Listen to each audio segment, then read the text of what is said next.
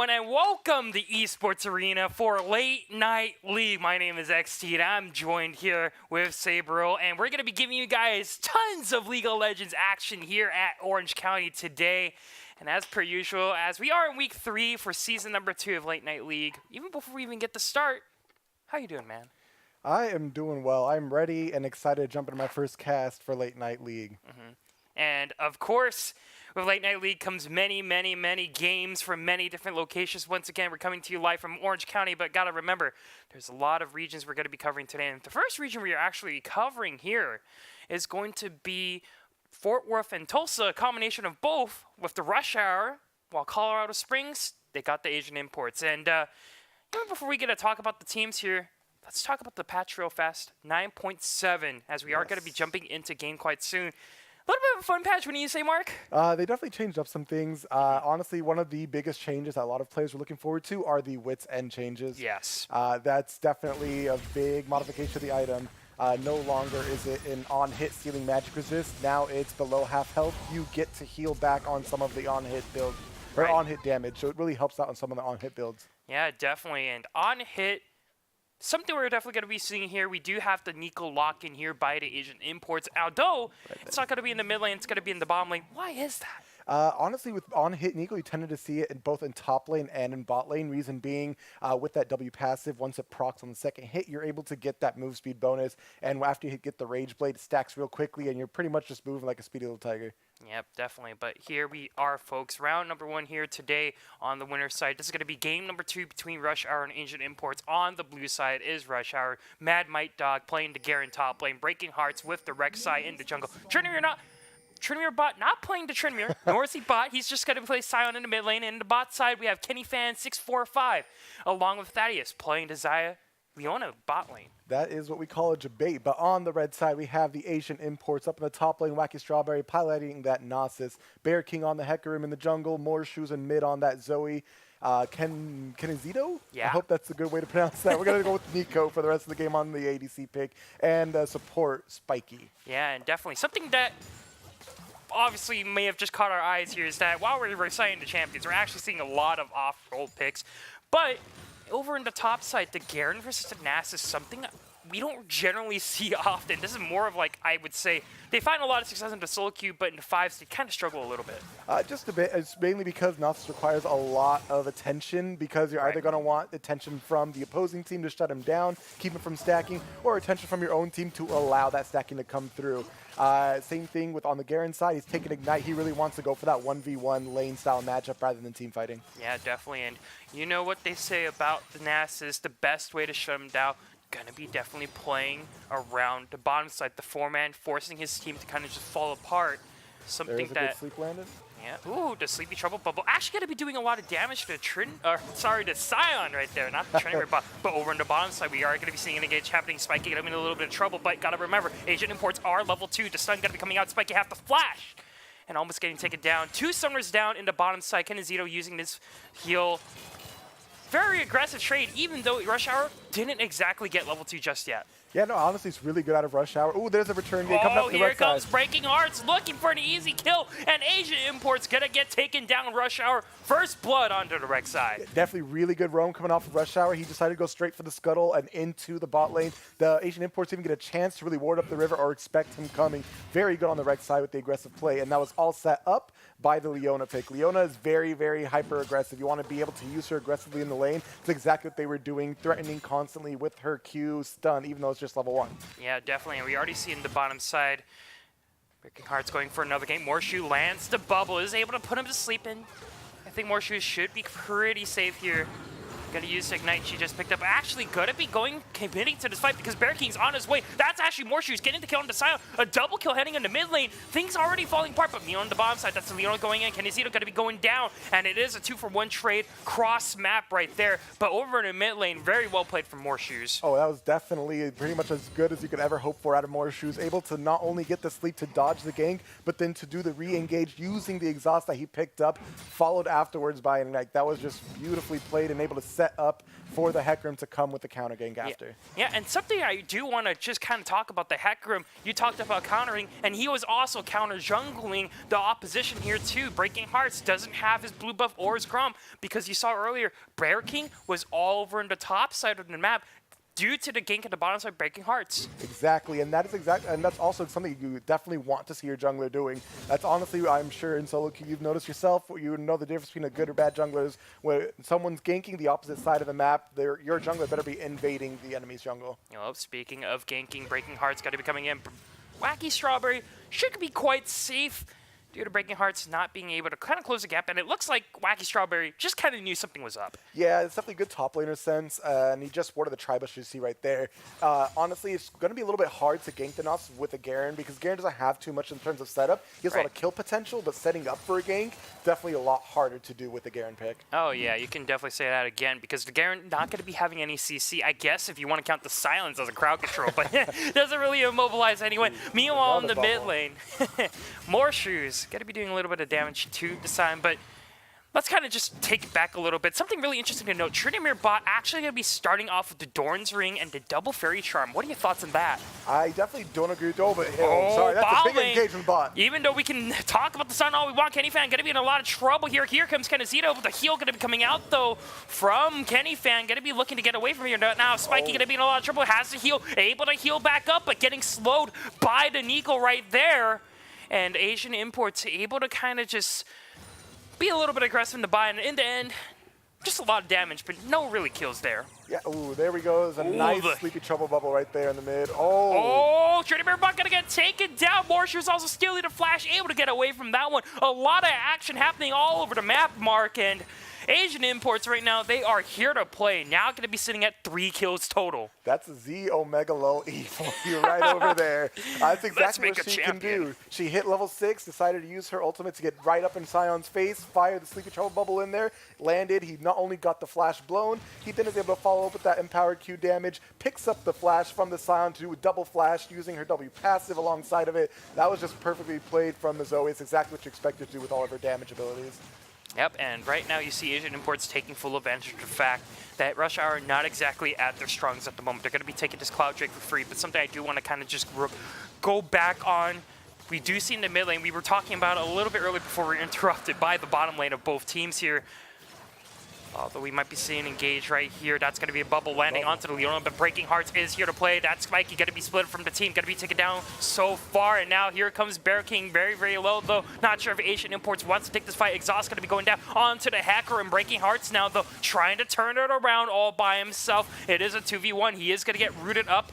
Nothing's going to come from it there. An interesting bot side engage. I'm very surprised Rush Hour tried to commit it, but they are able to walk away with 1 kill onto Spiky. Yeah, it's definitely rough without any level 6s that they're present because they won't be able to get the massive lockdown that Leona has. Still a good job to be able to get the return kill after Spiky went a little hyper-aggressive when he landed that bubble. I think he should just disengage, but, you know, there we are. So to go back to the point about Sion Mids, we finally have a chance to go back to it. Honestly, not what I would choose. I've played plenty of Sion Mid myself, especially when you're up against a high burst potential like Zoe. You want to just build magic resistance right off the bat. I mean, Zoe's, you know, automatic. Ooh, there we go. Over in the top side, even before we can talk about it, Wacky Strawberry's looking for the stacks. A +6 onto Mad Mike right there.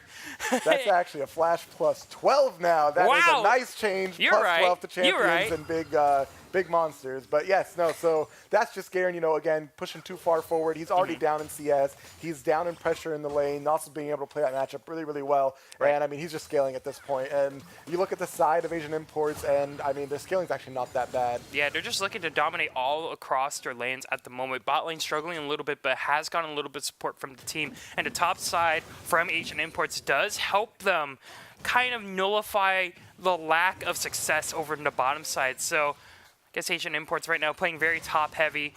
Already Zoe though, buy more shoes, something we really do need to keep our eye on. Oh yeah, and it looks like they're going to decide to play off the back of the strong solo lanes, and then they're going to probably start to pay a little bit more attention with the Hecarim onto the bot lane. But Hecarim got to be in the bush, got to be spotting out Breaking Hearts. He's going to be forced to tunnel out of there, but here comes more shoes, a Sleepy Trouble Ball, able to connect, and that's going to be the ultimate from the Hecarim to take him down. Breaking Hearts, unfortunately, going to fall to the Hecarim. Dude, More Shoes is playing this game beautifully. He is landing just about every single sleeper here in the bot lane. Action's not going to stop. stop a beautiful bubble into the tidal wave. Ignite going to be taking him down. Spiky going to get the kill, and now here comes the pop shoot. Again, Zito looking for the kills after unsuccessful attempts. There's Asian Imports able to take one for themselves. A double kill over on the bottom side for the Asian Imports. Right now, they're looking to conquer round number 1. That is just absolutely heartbreaking for the side of Rush Hour. They have lost so much now. They're down 7-3 in kills. They're down turret plates.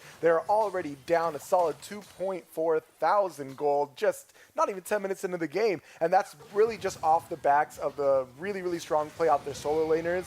And then the bot lane being able to turn the dive on to the face of Rush Hour. Now, though, I do want to kind of just take a couple steps back, and we didn't get to see the champion select here, but Rush Hour, when you're looking at their composition, it really feels kind of all over the place, and I don't really see a clear win condition here, while Asian Imports, there's already clear pressure.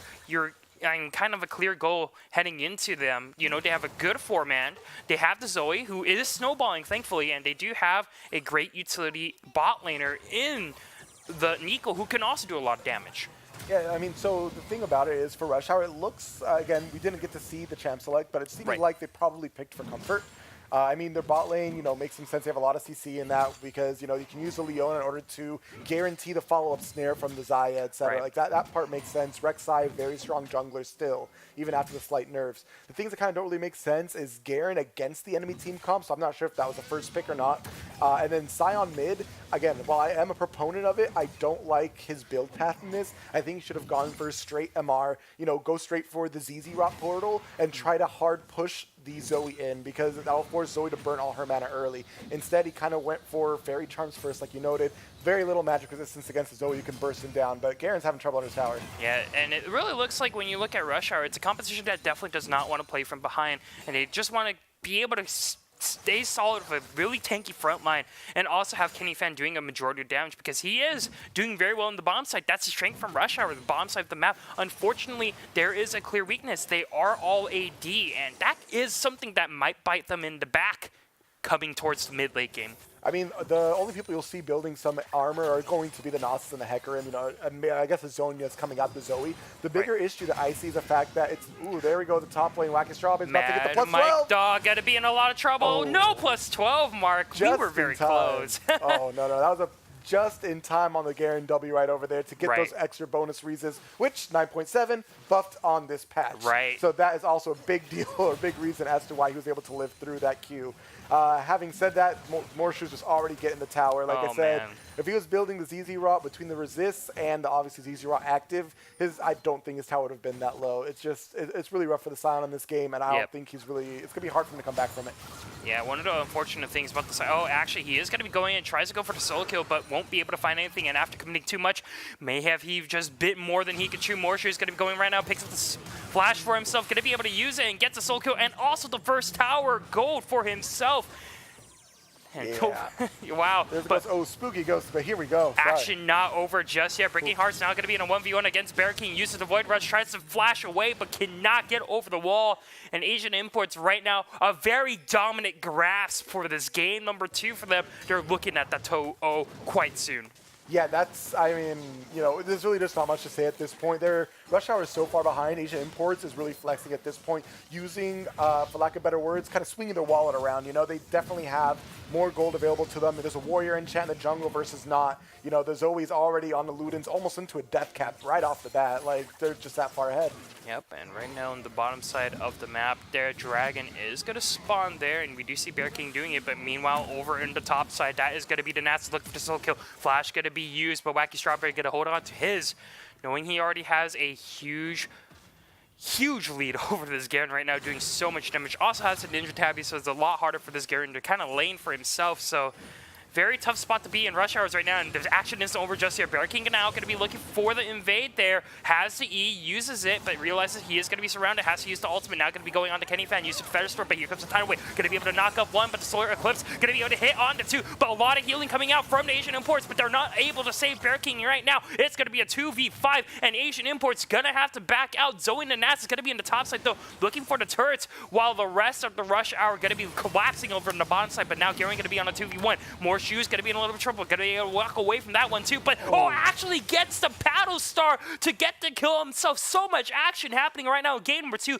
Asian Imports not giving up any of the pressure they've just created. Press F for respect. When it comes to Mortar Shoes, man, you have got to give that guy the respect he deserves on Zoe pick. I really hope that Rush Hour decides to ban that, because this is just rough to watch. As I really hope Nico decides to back off the turret, but she's still there looking for the dive. Yep, that is going to be a 4v1 at the moment. She's going to be all by herself, and not really too sure why she's committing to stuff like that. Like you said, Mark, a little bit questionable, but that will mean Rush Hour going to be able to pick up some objectives of their own, while on the top side, they lose the second tower. Yeah, I'm not sure a call. I mean, granted, I see what Rush Hour is doing, and I agree. They're trying to, use their slight advantage they're able to recruit and, throw the weight around the map where they're able to try to get something back in return. But in this case, I don't even really, it's not trading up in the end. You're kind of trading down. You just lost tier 2 turret. You're basically trading kills. Now you barely traded 1 kill in your favor. I mean, yes, they need the gold or however they can get it, but at the same time, it's a little bit rough. At this point, they need to focus more on vision, and, their entire jungle is pretty much dark right now. They just set up some vision in their jungle so they can actually safely go in. Because right now, Rek'Sai is, just getting ready for Hecarim to come in her face again, just like last time. Yep, definitely. And right now, Rush Hour has a lot of catching up to do. 5K go down to Asian Imports, pretty much have a lot of topside pressure already built for them. Kinzito and Spiky not really doing too hot, but they provide a lot of utility, and their damage does kind of come eventually, yeah, they'll get it somewhere. I mean, that's the thing about taking Nico in the bot lane. It's really, really rough and honestly almost impossible to be able to win any sort of 2v2 in the bot lane, just because you're already naturally going to be weaker than an enemy that's an actual true ADC champion. So, I mean, I'm not too surprised with the way that lane went, but there's a Sleepy Trouble Bubble hitting while you see Bear King counter jungling. Yep, Sion going to be able to get away from that one, but we on the bomb side. Featherstorm used a little bit too early, and Flash also being used, but now in the mid lane, Trinity Bot going to be in a little bit of trouble. It's a 3v3 so far. Here comes the Tidal Wave. Going to be able to pick up 2, and Trinity Bot going to be going down to Spiky right now. Mad Like Dog now going to be trying to run away for his life as he's trampled on by Bear King, and only one left. Breaking Hearts going to be heartbroken in the end. That is going to be the Sleepy Trouble Bubble, but here comes the Void Rush. He doesn't get the kill. Double kill for the Hecarim, while over in the bottom side, Xayah barely lives with her life. That is just so rough. I mean, at this point, if you're Rush Hour, you're kind of, starting to probably feel a little bit of that tilt factor, because you're kind of like, we just can't get a break. Yep. I mean, that long range, half a screen away, Sleepy Trouble Bubble coming through the terrain for the increased range. Like Mortar Shoes, like I said, on this pick, I really hope they decide to ban it if they face each other again, because he has shown that he can pilot this champ to pretty much the maximum potential. Yeah, if we're looking at patch 9.7 right now, Asian Imports composition really, really screams that patch. Has a lot of very successful chances. Hecarim, we've seen a lot. Also with the Zoe being a huge proponent of the mid lane success that a lot of players are having right now.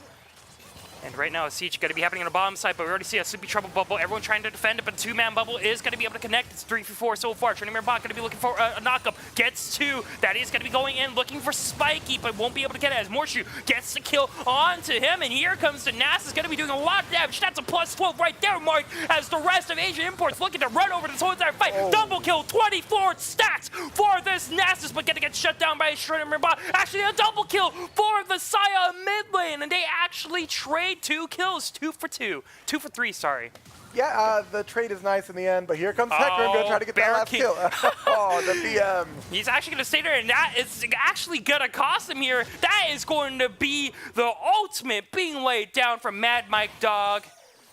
And a little bit of mercy coming out from Asian Imports. And Zoe going to be able to do a little bit of damage onto Mad Mike Dog, but I don't think she's going to be able to get the kill. No Amar on him. She's kind of just flexing in his face right now. I mean, to be fair, that whole series of play right there at the end was kind of a little bit of BM. Let's not kid around about it. But at the same time, I mean, Asian Imports, honestly, they do have the ability to kind of do that at this point. Ooh, there was a very, very close snare landing for the Nico right there at the end. But having said that, I mean, again, you kind of got to look at the items that Rush Hour has been trying to build so far. I mean, Garen in a lane that is, he kind of decided to go for a lane with a Trinity Force first item, the Ignite, But, you know, you're up against a Nasus who's a huge physical damage threat, and you're going to say, sure, siphoning strike stacks. You know, armor's not going to only do that much to mitigate it. But at the same time, he has 0 armor, so that's going to hit like pretty much a train right now. Something I think Rush Hour don't realize they're going to be in a lot of trouble. They're actually sandwiching in. Here comes the Nasus and their Hacker Room taking down Carrying Fan as Trinity Bot going to be running into the wall. Bubble is not going to be able to connect, but he's on his run right now. Blast Cone going to be able to save him right there, but the Zaya is going to get taken down while the Garen tries to make a Rift Herald play over in the bottom side all by himself. That is Asian Imports going to be going for the Mountain Drake. Yeah, he'll be able to take one turret, get good damage on the second one if no one responds. Yeah, no, if no one responds, he'll be able to take the inhibitor turret, but Nas is coming in. Nas is going to just run him down at this point. Garen can't really do much. I think he's going to decide to try to sacrifice himself for the inhibitor turret. Not really sure if that's going to be worth, especially if he doesn't get the turret off of that. No, it's probably not. He's not going to get into the mid turret, but the real story I kind of want to focus on also in the mid lane, that is going to be Morshu's going to be able to get that mid lane inhibitor turret all by himself. As Mad Mike Dog going to be on the run here, trying to run away from Wacky Strawberry, but unfortunately Cloud Drake is going to catch up to him in the end. Spiky going to take that one for himself. Yeah, well, you know, he's been keeping a lot of people alive. Bloodthirsty supports need kills too. Yes, no, it's definitely, I mean, this game is definitely far and away in the court of Asian Imports. 18-8, you know, almost 10,000 gold lead at just about 20 minutes. At this point, Baron's about to spawn. They just have to set up some vision, and they can easily take it. They have the damage. They have the Baron take ability. And, I mean, there's really not too much Rush Hour can do outside of layering their CC perfectly. But with good vision, they're going to be able to nullify that. This is a pretty straightforward play. If I were to Asian Imports, put a lot of pressure on the Baron and then have the Nasus position on the bottom. But meanwhile, oh my god, he's one shot. That was so fast. Morshu's going to be putting on the carry pants here for him. So lands another bubble. Will this man stop? Meanwhile, on the top side, Leon going to be going down to the three-man from Asian Imports. And now, if we go to the bottom side, Mad Mike Dog going to be in a little bit of trouble while the four-man is going to push down the mid lane. Wacky Strawberry trying to get the kill onto the Garen, but not going to be able to get that himself. But the fourth stack happening in the mid lane is going to be able to get the inhibitor for themselves while the split push continues for Wacky Strawberry here. But Mad Mike Dog in a lot of trouble. Morshu's going to be legendary. 8-0-7. Trinity Bot giving up his life for the tower, or so it seems. That Wacky Strawberry going to get taken down. No lives on a sliver of HP, and the rest of Asian Imports right now, they're looking to clean up the game. The first Nexus Tower going to be going down. Breaking Heart's not going to be able to live for much longer, and here comes the Sleeping Trouble Bubble, and the Zaya going to be in a lot of trouble, taken down by the Zoe, and the rest of the Asian Imports going to be looking to finish up the game here for game number 2 in round number 1 for the Central region. Here comes the Asian Imports as they're going to be taking down the Nexus Tower and take down Rush Hour 2-0. I am officially a believer of Asian Imports. Morshu is definitely one to watch. I don't know if he has any other champion in his pool besides Zoe, but just off of his Zoe play, that is quite the carry performance. Yeah, no, Rush Hour, if you ever face them again, I really hope you decide to ban. Yep, definitely. And Morshu's right now, definitely one of the players to watch out here if you are playing in the Central Tournament today, as that was some bloodthirsty kills right there from the Zoe. Just 10-0-9. Yeah, what do you say to that? Absolutely insane. And coming out from like the rest of the game, we saw in the early game where there was a little bit of priority towards the bottom side if you're looking at it for Rush Hour. But unfortunately, in the mid lane, Morshu's kind of takes full advantage of the fact of maybe an incorrect build path coming out from the Scion, and also maybe a little bit of weak laning here and there too. I think that 2 kills into early kind of just set off Morshu's to put on his carry pants and take this game out of control, while the bottom lane for Rush Hour able to do their part, but not enough. I mean, it's exactly what you would call a snowball. You know, the snowball started and it just kept on rolling. And I don't blame Rush Hour. You know, they're targeting the weak side of the Asian Imports. Dual bot lane, definitely on the weaker side. Like I said before during the cast, you know, the Nico bot is definitely on the weaker side. So I don't blame them for trying to play to it. Only problem is a couple misplays, a counter gank, a snowball in the mid lane, and then that's all she wrote at that point. Yeah, definitely. It was very, very hard to shut down the snowball from Asian Imports in the end there. But that is going to be the first game of the night right there. Congratulations to the Asian Imports as they continue their brackets run in the winner's side 2-0 over Rush Hour. Rush Hour going to fall to losers. Now they face elimination. But me and Mark, we're going to be taking a quick break over here in Orange County. But when we come back, we're going to be heading into more late night league action for Esports Arena. Stay tuned. Lit. Good shit. Good.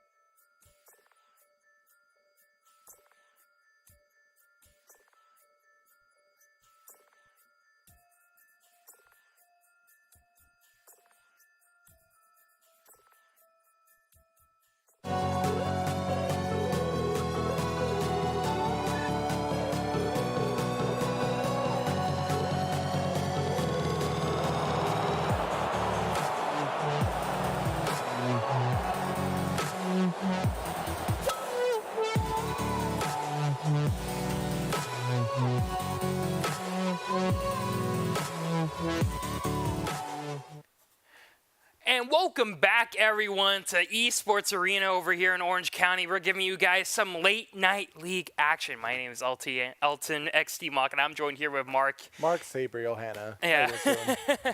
And we're going to be giving you guys a lot of action tonight, as we are going to be getting into our second game of the night here in the Western region. Bruh taking on Titan Gaming after a very exciting first game. Yeah, no, I mean, I definitely love to see another carry performance on par with more shoes because that set us up for hype. Yep, definitely. And we have a lot of hype left to bring here because we have a long night of games awaiting us. And over in the Western area, it is going to be a best of one all the way through. Teams aren't really going to be required to do all of that due to kind of just starting in a later time. But should be very exciting to see how the Western side of things do. But right now, the Red Central region looking very, very dominant in their play. As you said, more shoes on that Zoe, very, very dominant. But Asian Imports as a whole playing very well.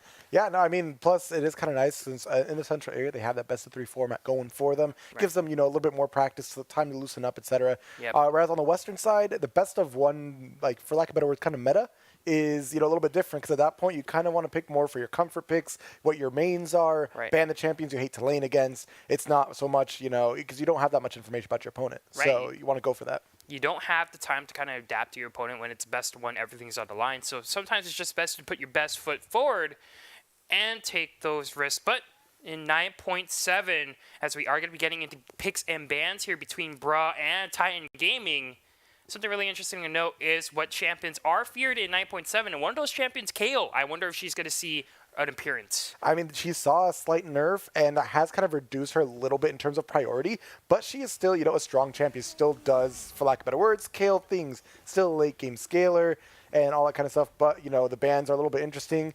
I would assume, again, these are more the style of, I don't want to play against this champion in particular, maybe some sort of counter to what they want to pick. Right. Because the Sion and Ari doesn't really scream overly meta to me. Yep, but over at Titan Gaming, the Morgana and the Lucian, two champions that have seen a lot of play in the 9.7 cycle here. Lucian being still one of the more dominant ADCs all across Season 9, simply due to his exceptional laning and also great scaling and cheap build path too.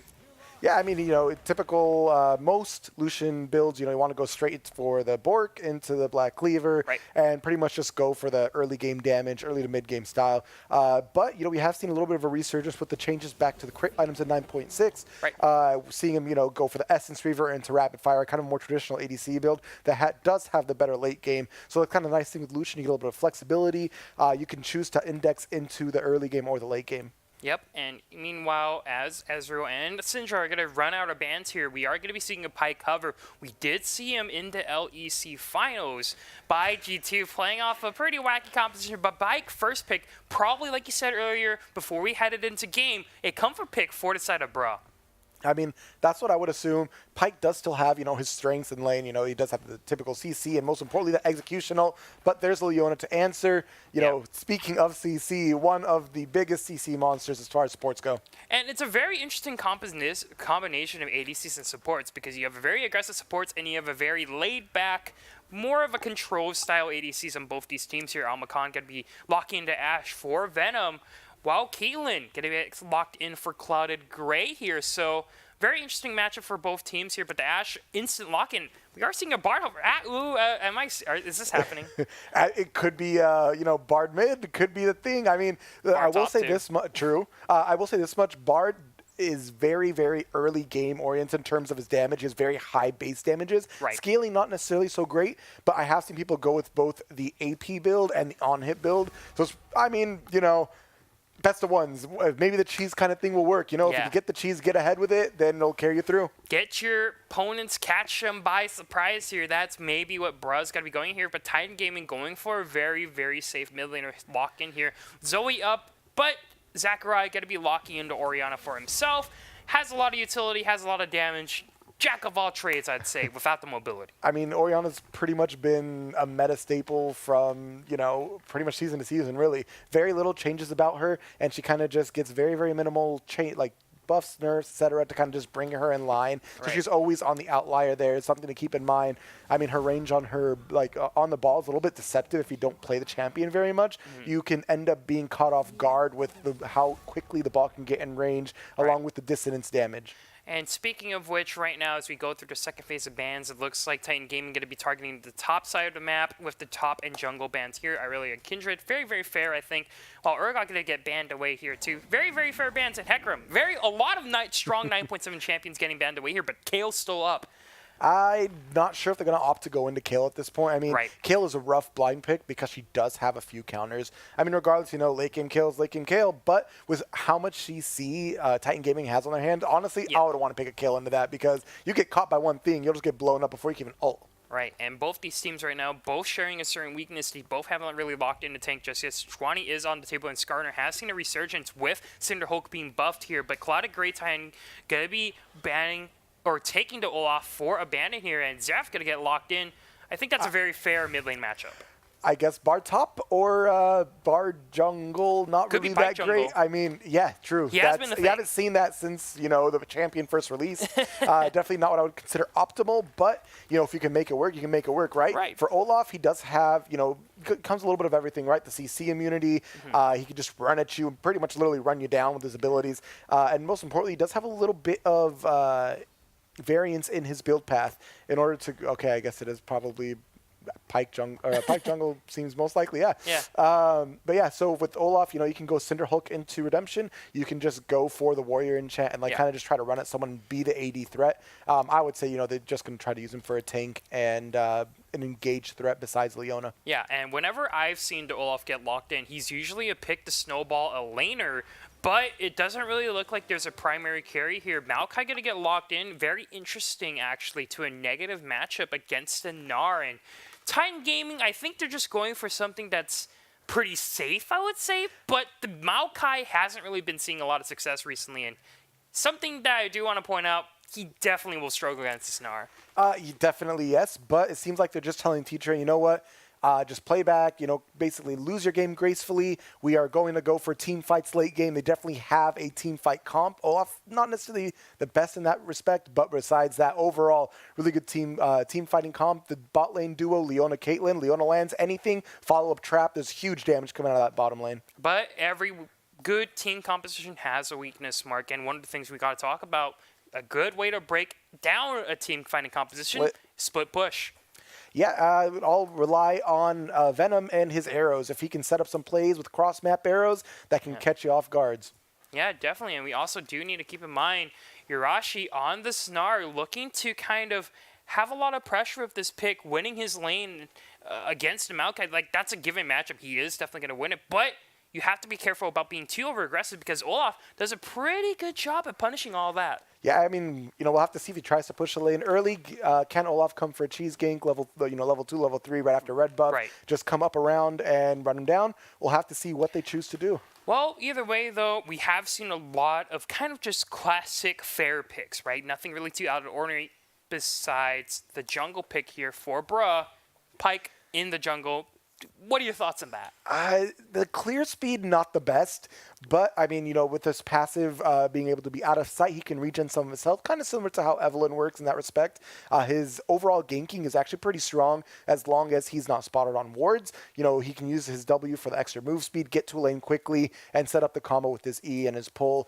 He definitely has good gank potential. The reason why I don't really see it too much is it has a really, really high skill floor to meet just to make it work. Yeah. And so why pick that when you can pick other junglers that can do those kinds of things but easier? I mean, Nautilus can technically, jungle better and be a little bit more reliable and consistent, which is really, really big in league games. But I think the main story here coming out from the rest of Bruh is probably it's just a comfort surprise pick. Once again, best of one, you want to kind of just catch your opponent off guard. When you have the opportunity to knock him out, take that opportunity. The Pyke going to get locked in. Like you said, he has a very high skill ceiling. It's very hard to execute because there's very, very little room for error, mainly because his farming capabilities not as strong as to Olaf. And if he makes one tiny mistake, his whole entire jungle could just get wiped out by that Viking.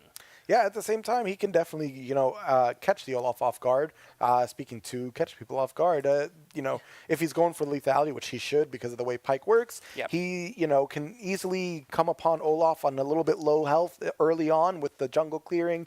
Olaf liking to be low in the jungle clear for the extra attack speed and lifesteal. Right. If he happens to come up on that, he might be able to surprise Olaf with the amount of burst, especially at level 6 with the ultimate, if he's able to get that happening. And speaking of synergy, when we look at Bruh's composition, they also do have the Xerath to kind of set up the assassination coming out from the Pyke. So a very easy way to poke out the siege when they're doing the 4-man split push, right? You talk Urashi on the in the side lane's gonna be on that Gnar. You have the Ashe and the Xerath constantly poking people out, and when the Pyke finds an opportunity to go in when people are low, especially with pretty squishy composition or squishy bottom side of the map for Titan Gaming, they can find opportunities there. But let's talk about, even before, what are your thoughts on that synergy from Bruh, actually? So the thing for Bruh is, it's not that the game is impossible for them. The reason why I'm favoring Titan Gaming is they have the easier to execute composition. Oh, right. Their composition has reliable CC comparatively to the very conditional CC that Bruh has. And so they're able to set up a team fight much more effectively. They can go with long range engages with the Eclipse from Leona or the long range Maokai ultimate, whatever it is, going across the map slowly.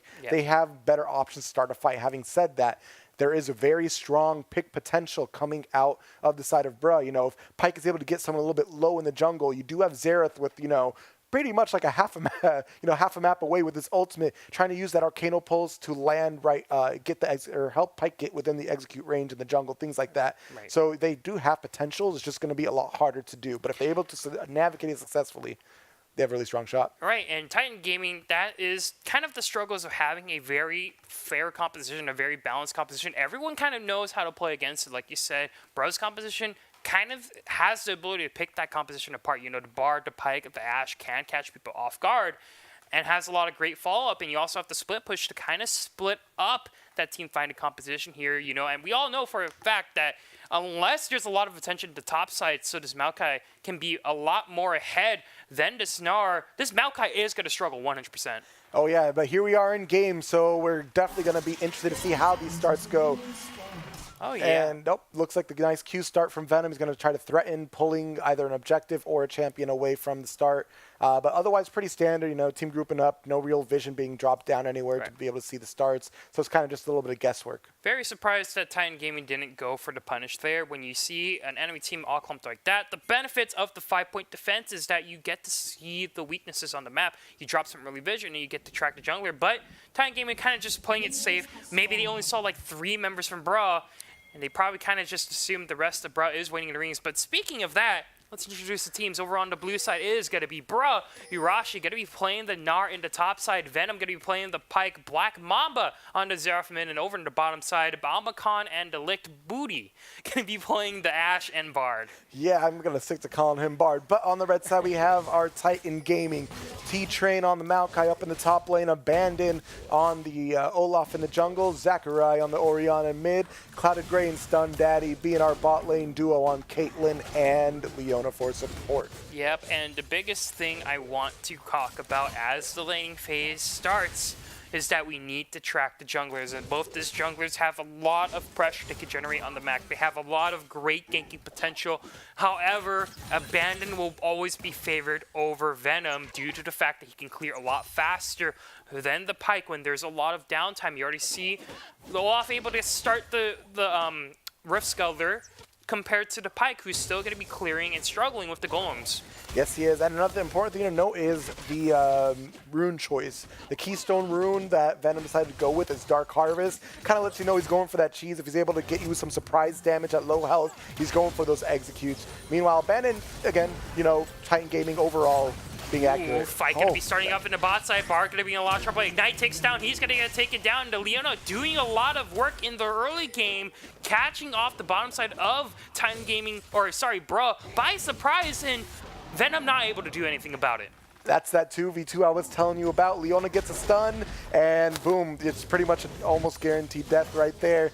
She gets she get levels 2 early, gets the EQ combo up, Then Caitlyn's at level 2, gets the trap in, and that's just headshot damage. Oh, though, if you look at the minimap, the junglers are going to be able to meet, and they are going to spot each other out, but I don't think Pyke wants to go for this. He is a level down, and he is a camp down. That's advantage to abandon for sure, and Orianna is better roaming. Oh, speaking of roaming, the Pyke actually going to be able to hook her in as, actually taken down off screen.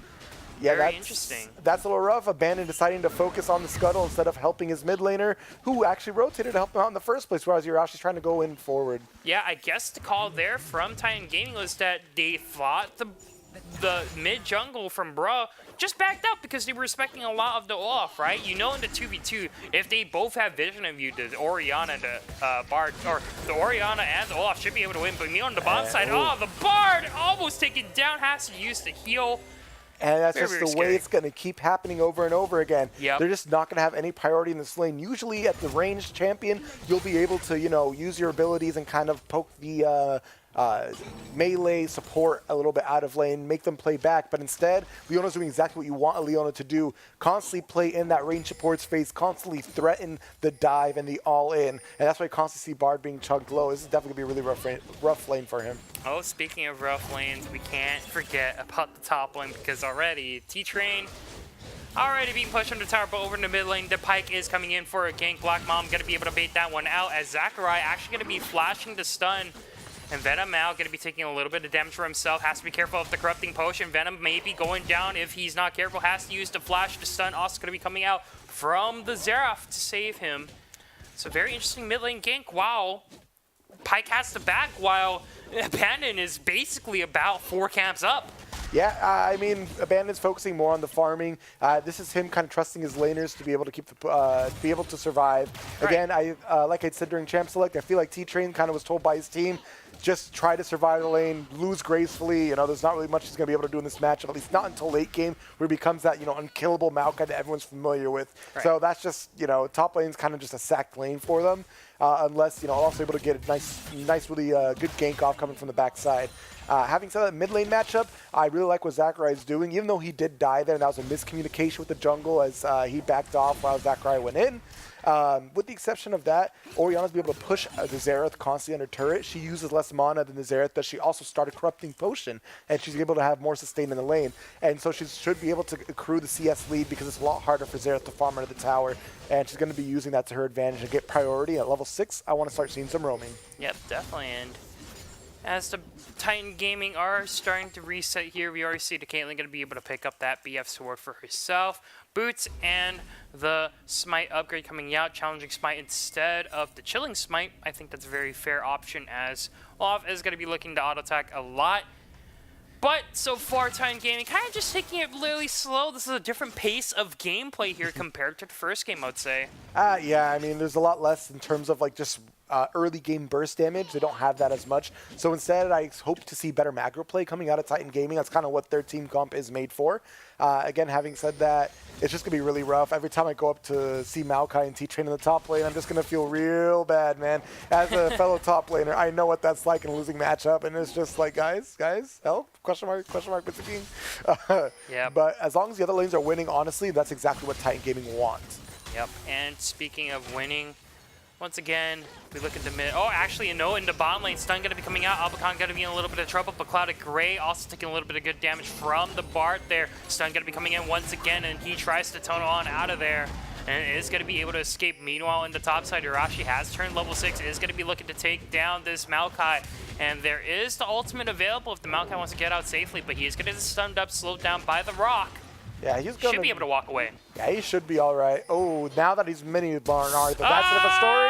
The Boomerang's going to be able to take that one. Urashi going to be the last shining hope for Bruh here, but me on the bot side of the bar. Once again, going to get stunned up. Ignite going to take down Stun Daddy. Going to be looking at 2-kill Shockwave now in the middle lane. Actually, going to be turning this around. A 2v1, and that's going to be Zachary going to be able to do it. Does he have the fancy feet, though? Yes, he does. And Xerath not going to be able to secure the kill right now. Titan Gaming playing very, very well. Fancy feet and wombo combo right there. So what I was going to try to allude to right before Urashi went in for the flash kill onto the Maokai. Maokai's actually fine up against Mega Gnar. The problem Maokai has is the mini Gnar form.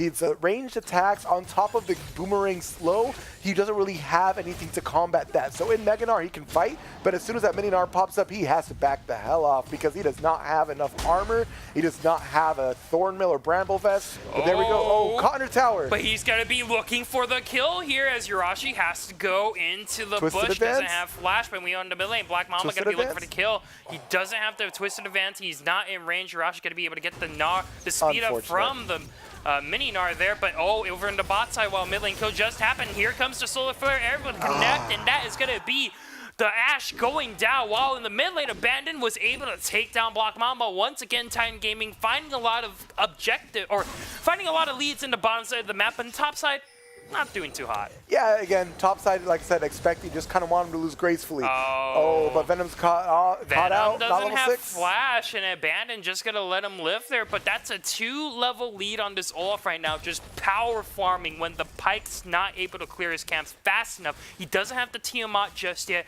nor does he have the Warrior completed, so it's just gonna be so rough for this poor absolutely. Pyke. Absolutely, and he needs to finish that team out real quick. Having said that, I do like that Abandon decided to back off. He knew that Gnar was, missing and able to rotate over. He also knew that Pyke was back up, as well as the Xerath, and so he was just like, you know what, let's quickly turn to 3v1, better back off. Definitely good game sense in his in that respect. I hope to see him continue to power farm. He's going, but he's still invading. What is he going to do? He's going to get caught out right now, as he's seen. Yep, that is going to be the work to spot him out. It's a 3-1 at the moment. He does not have Ragnarok actually, and it's going to get taken down here. Looking for the smite, able to live for a little bit longer. But Venom, look at him. He's already really low. T-Train doing a great job of saving his jungler right now. And the Orianna is going to be on the way. Although, the Vratsy feet from the Olaf not going to be able to live for long. That's a 1-for-1 trade in the middle of the map. And Yurashi right now going to be on the 2v1. Shockwave into Swiss Advance going to be able to connect. But now over to the bottom side. Aggression is going to continue. And Clouded Grey going to be able to get a kill thanks to Stun Daddy Mark. What in the world? Yurashi going to be taken down quite soon, I would predict. But Zeracharai actually out of mana. Yurashi going to live on a Tail's Limbus. The ultimate going to be coming out from the Maokai. Can he get the kill? Yes, that's going to be Black Mamba going to be able to turn that one around and back and forth, blow to blow. A tug of war going to be happening, but Titan Gaming still going to be in the lead. Still at 2.7k gold lead, still up in turret plating, still up in kills, mainly because that bot lane combined to be 4-0 and 4. And there's yet another turret plating. This is what you get with a lane bully Caitlyn and a bully Leona support. Perfect synergy, and they're playing that perfectly. But to go back to those fights from earlier, wow, just wow. That's honestly comes down to resource management in the end on the side of Titan Gaming. Kind of mismanaged a little bit, and good on Brud to be able to capitalize on that and get the return kills. Yep, very, very great job by Titan Gaming. But over here, they're looking for the tower, but Stun Daddy looking very low. He's going to be able to get out of there, but the Pyke is nearby. Clouded Grey going to be staying, looking for this tower, but the Pyke is going to be able to meet with his former support. Ultimate not going to be able to take him down just yet. Now Stun Daddy looking to turn around. Double Stun going to be coming out, and this is looking bad for Venom. A great turnaround from the bottom lane of Titan Gaming, and a tip of the hat to you as the Pingu is coming out. Indeed. That is a little bit of a misplay coming out of Bruh. Yeah. Definitely, I would say Titan Gaming, great turnaround, but that is all on the mistake of Bruh. Ashe decided to back off when she knows that, Pyke is coming along. She needed to do a little bit more damage in order to get the Leona in that execution range. So instead, Pyke sees her. All of a sudden, he realizes, wait, she's not execution range. She doesn't have enough damage to get her there. Tries for the execute, doesn't get the damage. Leona has her full kit up, uses it on the Pyke, able to turn around because Clouded Grey responds better than the Ashe did. Yep, definitely. And right now, the bottom lane turret should be going down quite soon. Not really much Albacon can do about that. They are looking to overstay though, but they don't realize it's actually a 2. Oh, great read from Titan. Teleport going to be coming in from the Gnar and trying to look for the flank, but there's actually 4 people in the bottom side, not 2. Gnar going to be looking for it. He doesn't realize he's in a lot of danger. Here's the rest of Titan Gaming, but the Bard ultimate only going to be able to get 1 so far. Shockwave's going to whip, and now Titan Gaming are going to be committing to this fight as the Maokai is going to be able to join a first kill on the Yurashi. He's going to get taken down. Great Solar Flare onto the Ashe, and He's going to be going down next as the tunnel is going to lead the portal to doom as the Bard is also taken out. Titan Gaming read the situation. They have 5 people over in the bottom side and take down Bra 3-0. Titan Gaming, man, this is the type of macro plays that we were talking about before the game started. This is what I meant when I said their composition is easier to execute, and they are playing to that condition perfectly.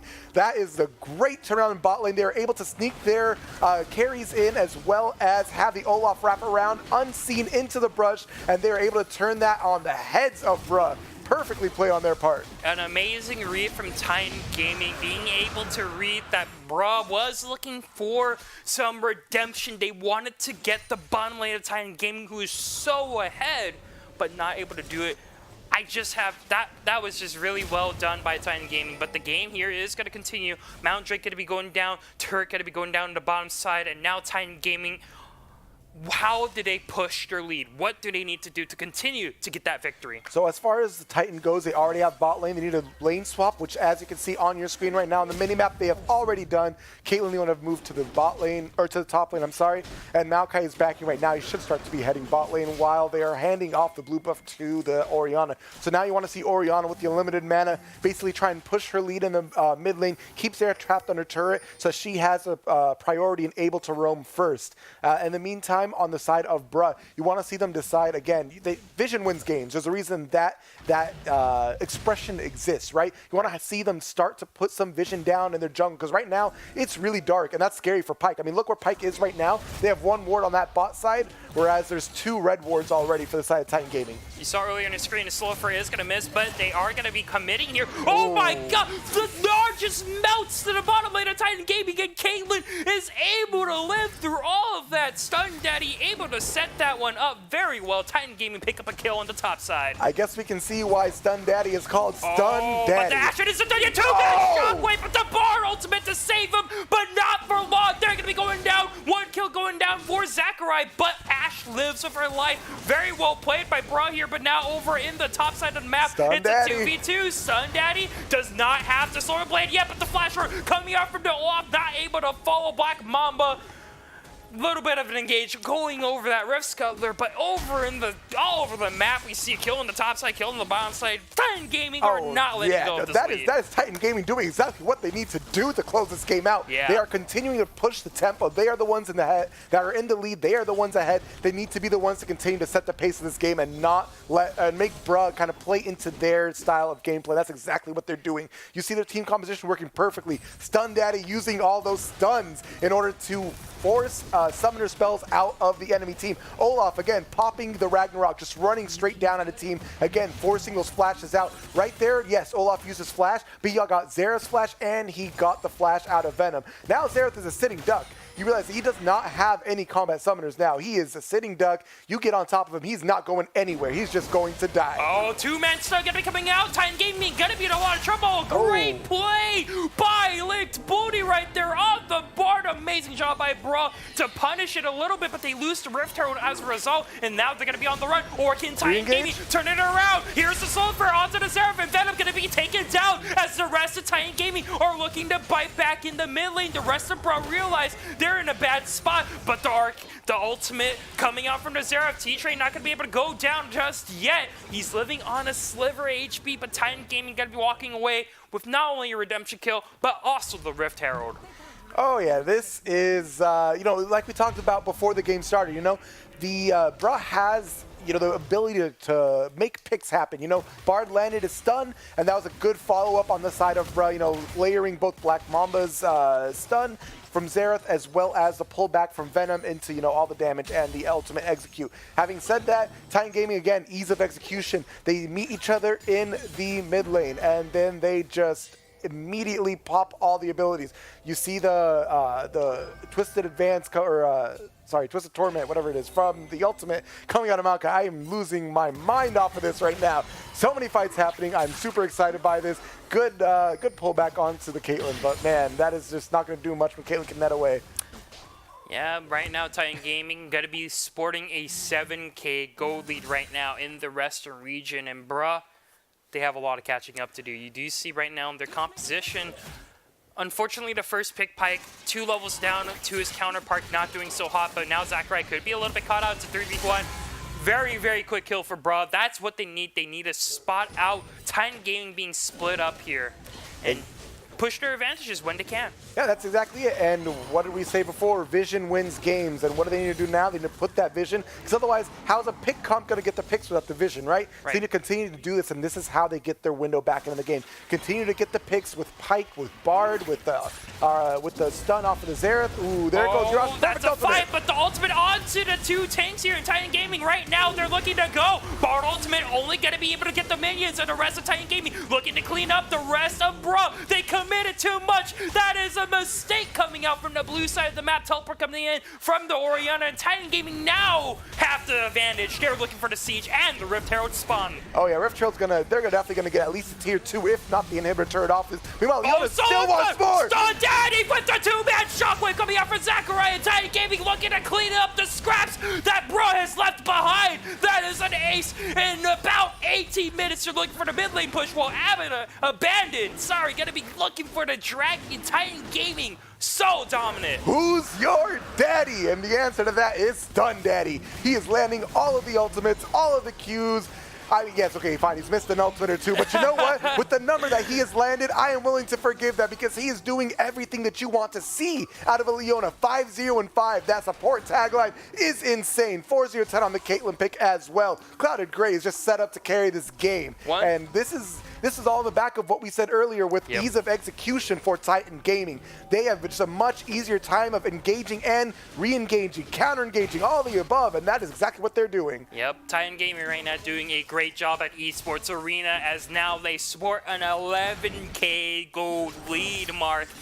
That is just so hard to deal with, and now Baron's going to be spawning in about 40 seconds. That is an easy win condition and the easy objective that Titan Gaming can pick up if they so desire, while Bra, it's just really hard for them right now. Yeah, I mean, like, it's not even 20 minutes yet, and they're already over a 10K gold lead. Like, you know, this is exactly what I was saying. You know, they need Titan Gaming is playing to their win condition. They're playing their team comp perfectly. They're playing the way that they need to play. Bra, on the other hand, like we said, they have a very small window for error.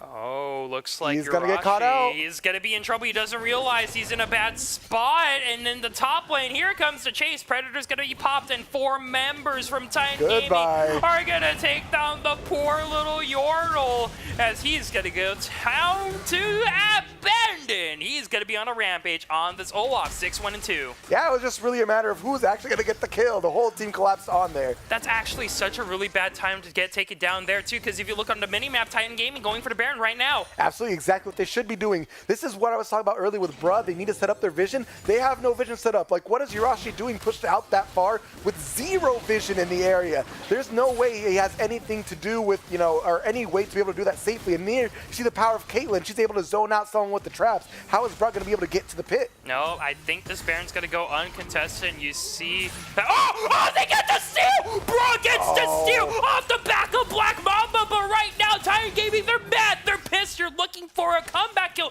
Venom's going to be able to take that one up for himself, but Bra, they're able to hang in there thanks to Black Mamba. What a shot. That's a dunk. Yeah, that is exactly what you can do with Xerath. I have, on more than one occasion myself, done that with Xerath, and that is just one of the biggest trolls you're ever going to be able to do. Just take the objective from right out under the nose of the enemy team. You know, well played on Black Mama's part. Having said that, though, while it does help Bruh stay in the game, that's not like an automatic, okay, cool, we survive for the next 5 minutes, because Titan Gaming are still incredibly strong when grouped together. Right. And T-Train has the teleport available, so they can easily 5-man down a turret and inhibitor. There's not too much that Bruh can do about it unless they're able to get someone underneath the turret. Oh, they get the hook! But the Clouded Grey hit the stun away. The Shockwave going to be onto the Bard, and right now Titan Gaming going to be looking to see if they can turn this one around. Urashi going to be looking for the kill onto Daddy, but he's not going to be able to find anything. T-Train still going to be holding on to his teleport, and the rest of Titan Gaming are going to be backing off. A successful defense from Bruh. Yeah, no, that was really, really good to get the pick out, and that is what will, you know, make Titan Gaming think twice. Like I was just saying, Bruh needs to get the picks in order to force them away. Otherwise, Titan Gaming just group up and they push down. And right now, you see them with the 4-1. Stun Daddy is at it again. Gets the stun right on top of the Ash, and Almacon is nowhere to be seen. Maybe on a milk carton, but the rest of Titan Gaming are trying to see if they can fight. Stun on the Kaylee, he's going to be in a lot of trouble. Sun Daddy, though, to the rescue as Urashi going to get taken down, and bro, still looking for subjectives. That's going to be a kill coming onto the pike, but is that going to be enough? Stun got to be coming out from Venom right there, but he will have to run away right now, but the port going to be coming in from the bar, but no mana on the Sakurai. Could be in a lot of trouble as he's going to get taken down. A 2v1 over to the top side. Wow, over to the bot side. Meanwhile, T-Train still going to be looking for the push, but bro, once again, they look for the easy defense right there, and bro, still going to be hanging on by a thread there, coming out on top as they're able to take 3 kills for themselves. What do you say to that, Mark? That is a lot of gold going back into the pockets of Bruh, so definitely very good on them. Does not change the game too much, but it does give them more money onto their carries. Having said that, you know, this was just another example of bad resource management coming out of Sakurai. You know, again, got caught with no mana, and he went for the chase rather than backing off. He needs to be able to look at his mana bar and notice and take, you know, stock of the fact that he does not have the mana to make a chase onto a Pike who's so mobile and can easily turn it around. That's exactly what you saw happening there. But Stun Daddy, can't we just, you know, give him some more praise, because that man is landing the stuns. Yep, he is setting every single engage up for Titan Gaming. A crucial solar flare right on top of Almacon. Once again, making him unusable in that fight, as Bra right now is sporting still a very hefty gold lead. And you look at the item differences between Bra and Titan Gaming, Ash still is yet to complete an item. I honestly haven't really been paying much attention to Bard Ash. caught out. Why were you there, buddy? Titan Gaming going to be able to take that one with open arms, and right now they're going to be looking for the numbers game. 5 versus 4. Bra have to play defense once again in Titan Game, maybe looking for the game-ending siege. Yeah, I mean, like you said, he has no business being there by himself. When you are down this far in the game, you can't even warp the hyper people. Stun Daddy! Oh my god, a monster! Oh my lord, and Titan Gaming gonna be looking to see if they get the inhibitor. That's one for themselves for now, and they're looking for another one, but Bra gonna be able to scare him off for a little bit longer. That's what we call carrying out a support right there. That is what you wished you had the supports doing in solo queue. Oh, but Venom looks for another hook, but this talent line is really beefy right now. Stun Daddy! Stun Daddy can be going in. A 2-man shockwave. Titan Gaming looking to close out the game right here, right now. They get one by Venom, but 4 is still alive for Bra. They are going to be looking to see what they can do with Black Mamba, and Almacon still going to back, but a good poke coming out from Titan Gaming. T-Trade still going to be alive for a little bit longer, but here comes the engage. Cloud of Green going to be able to get a kill on the bar, as right now you look at Urashi going to be able to do it, but he can't do enough. Double kill going to be coming out as the axe takes down Urashi. I mean, Almacon, and right now Titan Gaming gonna be closing out the game right here, right now. They have 4 people in the base of Titan Gaming, and over at Esports Arena, we gotta be clamoring on our boots. Titan Gaming really showing who to remember, as they are gonna be taking down Bra in the Western region right now, looking to close out the game. Eventually they'll do it. Nexus should be going down. No, they want those kills. They are bloodthirsty. 30-9 is the ending score, over a 10,000 gold lead. Yep. Very well played coming out of the side Titan Gaming. My gosh, we could not sit in our chairs for this one. Oh, no, indeed. And Titan Gaming gonna show what is up in the Western region of the Esports Arena for season number 2, week number 3. And boy, Mark, we are off to a really crazy start, even though we saw a small glimmer of hope by the Baron Steel coming out from Black Mamba.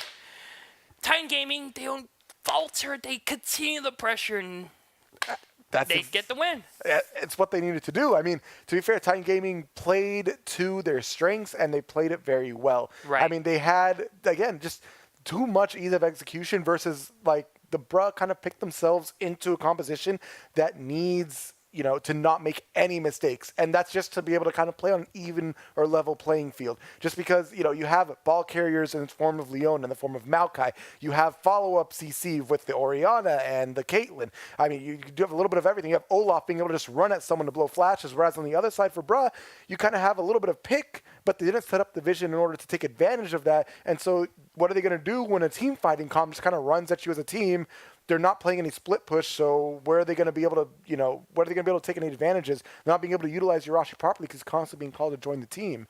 Yeah, and Titan Gaming, I would say, there wasn't really a lot of standout performances by the individual, but as a team, they were on point. They knew when to go. They knew when to follow up. They knew when to actually need to start it. And Stun Daddy, I would have to say, I was going to say, counterpoint, Yeah. Stun Daddy, I got to give him props. That's, Yeah, definitely. That's some real good Leona on play. paper, it doesn't look like they stand out a lot, but the Leona from Stun Daddy, something to behold. Amazing job by him, constantly applying a lot of pressure, has a lot of great engages, and I think would be one of the main reasons why Titan Gaming are walking away with the round 1 win. But however, here in Esports Arena, the action never stops, and the night is still young. I am XT, and I'm joined here with Saberroll Gaming, and we're going to be right back after a short break to bring you some more Late Night League. Stay tuned.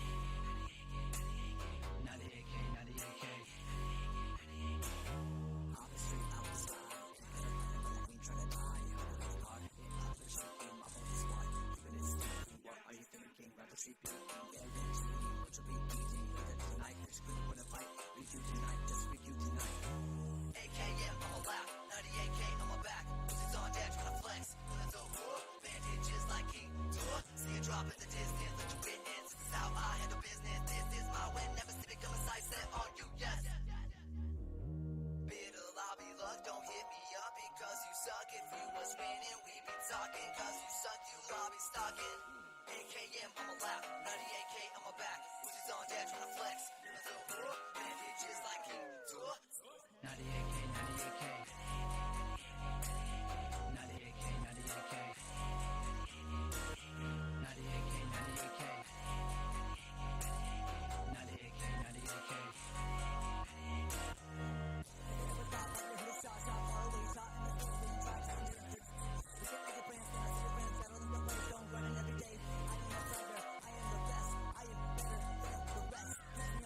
See me, I'm jacked. I am the greatest. AKM, I'm a lap. 98K, I'm a back. Who's on deck trying to flex? Bandages like King Tour. See a drop in the distance, let you witness. This is how I handle business. This is my win. Never see it come a sight set on you, yes. Bitter lobby luck, don't hit me up because you suck. If you was winning, we be talking. Cause you suck, you lobby stalking. AKM, I'm a lap. 98K, I'm a back. Who's on deck trying to flex? Bandages like King Tour. 98K, 98K. 98K, 98K. 98K, 98K. 98K, 98K.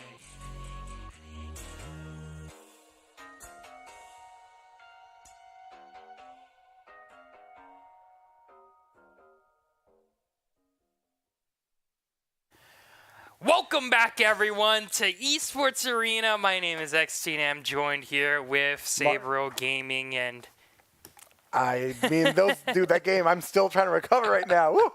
That was quite the hype right there. Stun Daddy, I can't get over that. Stun Daddy, the name, and he just does what that name implies. Yeah, but thankfully, we're going to be seeing a little bit more of that because we have another game coming right up in the western area. The Five Wards going to be taking on our boys at Titan Gaming for our next streamed matchup, the third in our day in. First time we're going to be able to redo a cast back-to-back with another team, and we've talked a lot about Titan Gaming and their successes, but their success doesn't come without a little bit of weaknesses, and something I do want to be a little bit critical of is that they have to be a little bit careful on how they draft up their matchups. Five Wards, they're familiar with the ESA settings here, and these guys are veterans of our tournament here today, but for Titan Gaming, they're looking to upset, and I'm sure we have a lot of fun coming our way as we get into draft quite soon. Yeah, I'm definitely excited to see, because this is the first time for us to see a team, go back-to-back today at least. Yeah. I'm excited to see if there's any differences in the draft, or if, for example, of course, Stun Daddy, since we just mentioned him, goes again for that Leona because he's so strong on it. It's a comfort. Or we're gonna show something else, maybe like a more counter-style matchup. I just want to see what we're going to see out of Titan Gaming. And I want to talk about the strengths of Titan Gaming. Obviously, we gave him a lot of credit over towards the bottom side, so maybe we're expecting a little bit of support priority. But what about the rest of the map? T-Titan probably going to be playing a little bit of like the Dyrus game, going to be left alone on the top side and looking to see if he's able to absorb a lot of pressure. Abandon, I don't think we gave him enough credit. Played a very, very solid game of Olaf. Knew how to punish the Pyke for his low farming potential, and also had really good pathing all around. Yeah, and he definitely, did what he should have done, or what he was supposed to do. His laners were able to hold up. All right, his laners were able to hold up, and so he definitely did his job by invading where necessary. But here we are, getting in a champion select. I am definitely excited for this. I can't wait to see what these bans are going to be, what the adaptations are. Yep, Five Wards taking on Titan Gaming. These two guys, we may be familiar with their names, but here we go. As we are seeing a lot of fair bans, the least sin to take away for Abandoned, I think that's very fair. His comfort is probably towards those aggressive junglers here, and there's the Leona. Stun Daddy going to be put on a different support this game. They pressed F, and they paid the respect. I can definitely second that ban. No problems there for me. Yeah, he played a very amazing game with Leona last game, and you don't want to give it to him again. We're going to get it banned. The same two bans coming out for Titan Gaming, and I think these are two very, very fair bans because Lucian and Morgana can cause a lot of trouble in the pick bans here, but I do believe, Oriana's going to get banned away here from Zacharai, and we're looking at the last ban right now for Titan Gaming. Yeah, I mean, I'm kind of curious on if Five Wards watching the last game, and if they or if they're already familiar with Titan's picks. Having said that, I don't blame Titan Gaming for banning those. Looks like probably, everyone's been caught by that dark bind that lasts for what seems like a year. Right, and There's the first pick in 9.7. There's a champion that has ascended all other champions in pick ban rates. It is Jarvan, probably the most popular champion in this patch right now across all regions. There's a reason why Jarvan's so successful. Yeah, it's one of the top 3 junglers. He has, a bit of a flexibility in terms of his build. He's got, you can go for the warrior and go Black Cleaver AD style, Guardian Angel, etc. Or you can always go for the Cinder Hulk and more tank style, Stoneplate, etc. Play the disruption, drive in the back line, that kind of thing. But Thresh Ezreal, I mean, I'm excited to see how they're going to play it out. It's a very solid lane in the bottom side. The Thresh being a very great blind pick support while the Ezra getting locked in. Heimerdinger going to get locked in for 5 wards here, and that could either go bottom or mid lane. We don't know yet for sure. He hasn't really been seeing a lot of success for in Season 9 compared to Season 8, but he hasn't really been relatively touched as of late. So he can still bring a lot of pushing power and also a lot of teamfighting prowess, but he might struggle depending on the lane. But over in the bot side against Ezreal, he might have a pretty decent time. Yeah, Heimerdinger is a kind of an interesting spot because he was the last time we saw any changes to him were nerfs, and it was already arguable at that time if he really even needed those nerfs in the first place because it kind of hurt his solo laning viability. It was, those changes were kind of geared towards him in the bot lane, but so it's really hard to tell where they're going to decide to put the Donger. But having said that, Ahri is a mid pick. I mean, I actually like Ahri a lot. She's one of those champions that, again, hasn't seen that many changes for the most part. She's kind of always been around on the fringes of the meta.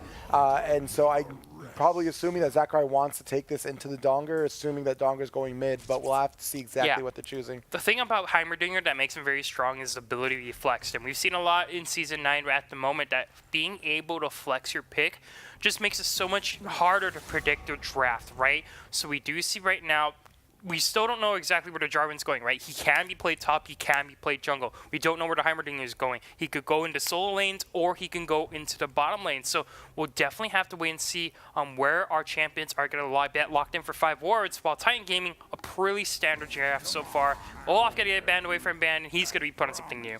Yeah, no, I'm excited to see what they're going to decide to go with here, especially in the top lane because, like you mentioned earlier, are we going to see T-Train again falling back on that kind of lose lane gracefully style, play for the team in the late game, and kind of just allow pressure to be put elsewhere on the map? And there's a Scion locked in, so that's exactly what we're kind of imagining is going to happen. Then again, just kind of give him a first pick lane, might be a little bit of a losing matchup, lose gracefully, leave the counter pick up for abandon, see if he can go for that aggressive style counter jungling once again. Ooh, but the Veigar are locked in here, and this is a pick that we haven't really seen often in competitive play, but he's had a lot of impact in solo queue, especially against the likes of Ahri.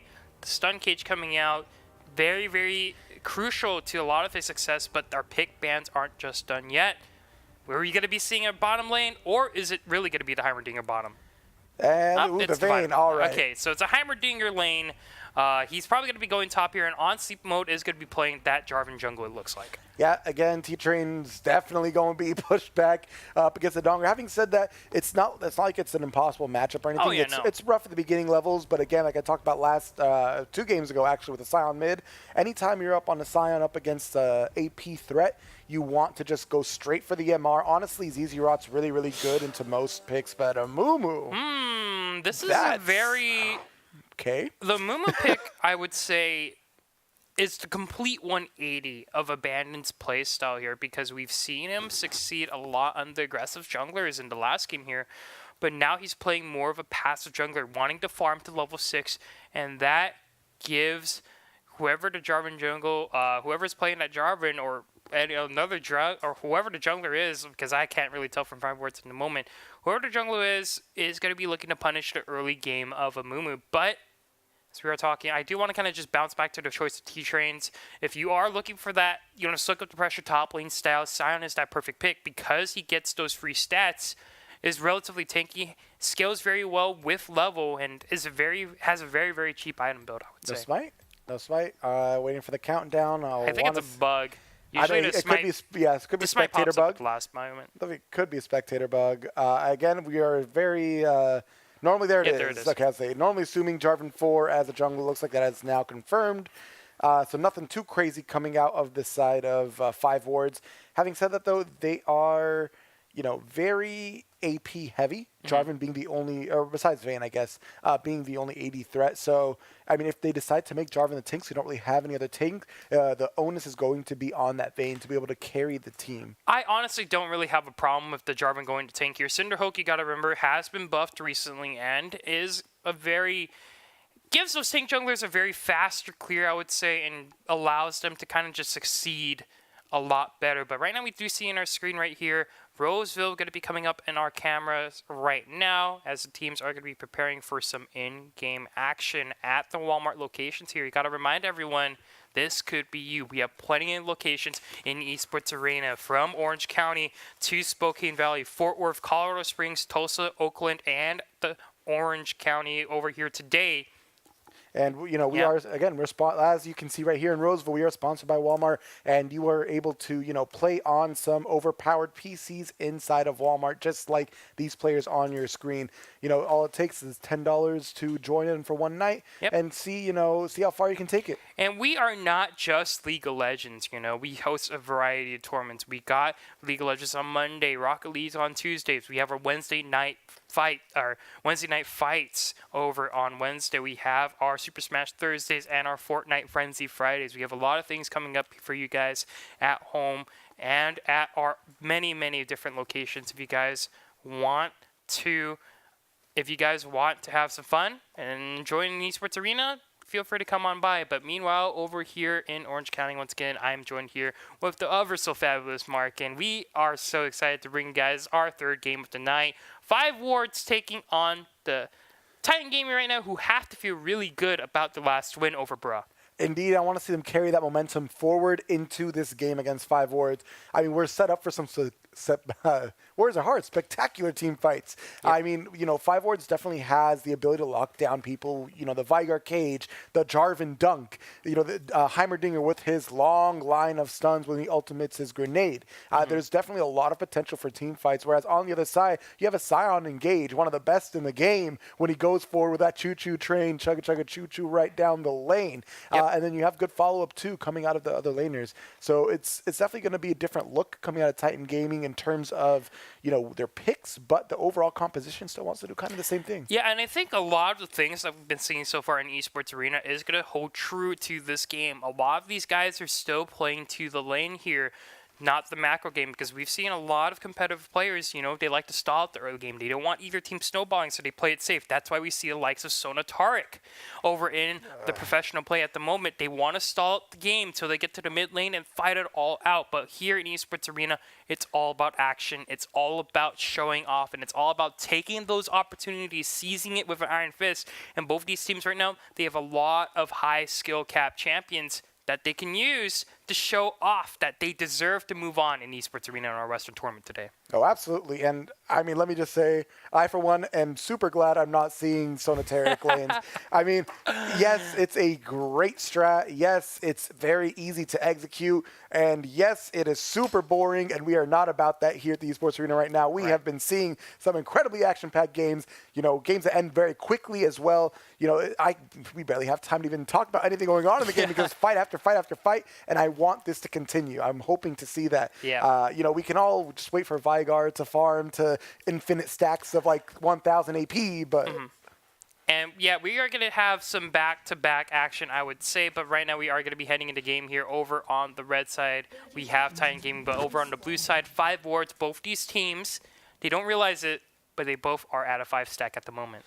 Yeah, now I'm waiting for some sort of meet and greet right there in the middle river bush. Here goes we Thresh. Could be seeing it. We all know Thresh is really good as a start for the early game. I'm not surprised seeing They're about to collide, Mark, and here we go. The 5v5's action's going to start here. The 2-man knockup going to be charged up first. Blood going to be going over to Stun Daddy, and 5 Wars has to back off. They underestimate the level 1 from Titan Gaming because of their massive amounts of CC. The Thresh sound proven to be true, and Titan Gaming walk away with a 2-0 start. Yeah, Thresh is one of the better invaders, you know, besides like Blitzcrank or Leona, those types of champions with the immediate hard CC, and Titan Gaming take advantage of that with that level 1. I mean, 5 wards waited a little bit too long to get theirs started up, and they just let Titan Gaming perform. I would argue that 5 wards have an extremely weak 5-man level 1 because you don't have any reliable CC. You could argue that maybe, oh yeah, sure, the Veigar has the cage, but you won't be able to hit everyone. We do see right now T-Train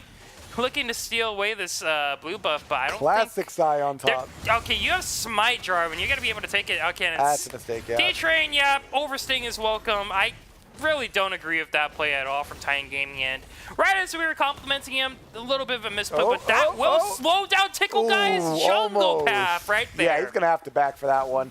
I will say this much, though, as far as T-Train's idea goes, you see a lot of Scion tops doing that, invading the enemy buff, opposite where they started, and, you know, basically just die to the buff in order to get that early level 2 teleport immediately back to lane. It's a very popular Scion top strategy. Having said that, he was not prepared to see Jarvan there, and that's why you see that little, you know, meeting that we had right there. Yeah, there wasn't really a lot of information for T-Trains to really do that safely, so that is going to set him back a little bit, but that will let Abandon have a little bit of a lead in the jungle as this move because he forces the Jarvan to back again. So that's 2 backs so far in this early game jungle. But right now, a hook going to be going on to the direct Age of Voltage. Going to be a little bit of trouble. Or is it Gray? That's going to be the 3rd strike from the boot. Oh, but the Silver Bolts isn't going to be able to save it. Or will it? That's going to be a shield coming after Lulu. Age of Voltage has to back out. But here comes Jarvan looking for the kill. And Titan Gaming, they had a fantastic start. But 5 wards looking to bite back. Stun Daddy will get taken down by Agent Voltage over the bot side. 3-2 right now on our scoreline. 5 wards, bringing it back. What's super important to know, oh, that's a good charm lighting on the Charm going to be able to land, but no ignite by Zachary. Got to remember, he used it earlier on to the early level 1 invade there, so Titan Gaming not going to be able to have a little bit of that there over in the soul lanes, but a lot of action being covered. Mark, what interests you? 2 things. Number 1, Zachary landing his charm, very important. That's the kind of stuff that will build up your confidence in order to keep going for those plays later in the game. Thing number 1. Thing number 2, the fact that Tickle Guy decided to donate that extra kill to the Vayne on the side of Asian Voltage. That was really, really important. They want to get that Vayne snowball starting because they know Vayne is going to be one of their main carry threats for this game. So I'm very glad to see that. Vayne is definitely off to a very good start in that lane. Yeah, if we talk about where both these compositions really peak, Titan Gaming, it's the mid game where they're going to be able to pop off with the Ezreal being able to complete the Muramana and also the Iceborne Gauntlet along the Zachary with the Luden's Echoes, right? But 5 wards, their scaling is potentially infinite. The Veigar and the Vayne, very good, actually great lane kings carries, but T-Train gonna get taken down by Angelmon in the top side. That's not what you want. That's just not respecting the damage that Donger can put out. I mean, he has 0 MR, and he got the poke onto him great. He needs to just back off at that point and respect the Donger, and instead, he gets taken down by that. Gives a 2-0 over to Donger, who's off to also a very good start on champion. Doesn't really have the best early game. Kind of takes until level 6 where you start getting rolling. Yep, and really the game plan here for Angelmon is you just want to kind of push your lane and constantly put the Scion behind. If you get the kill onto the Scion, that is a bonus right there, as Tickle Guy's going to look for a gank, but gets charmed and will have to back off there.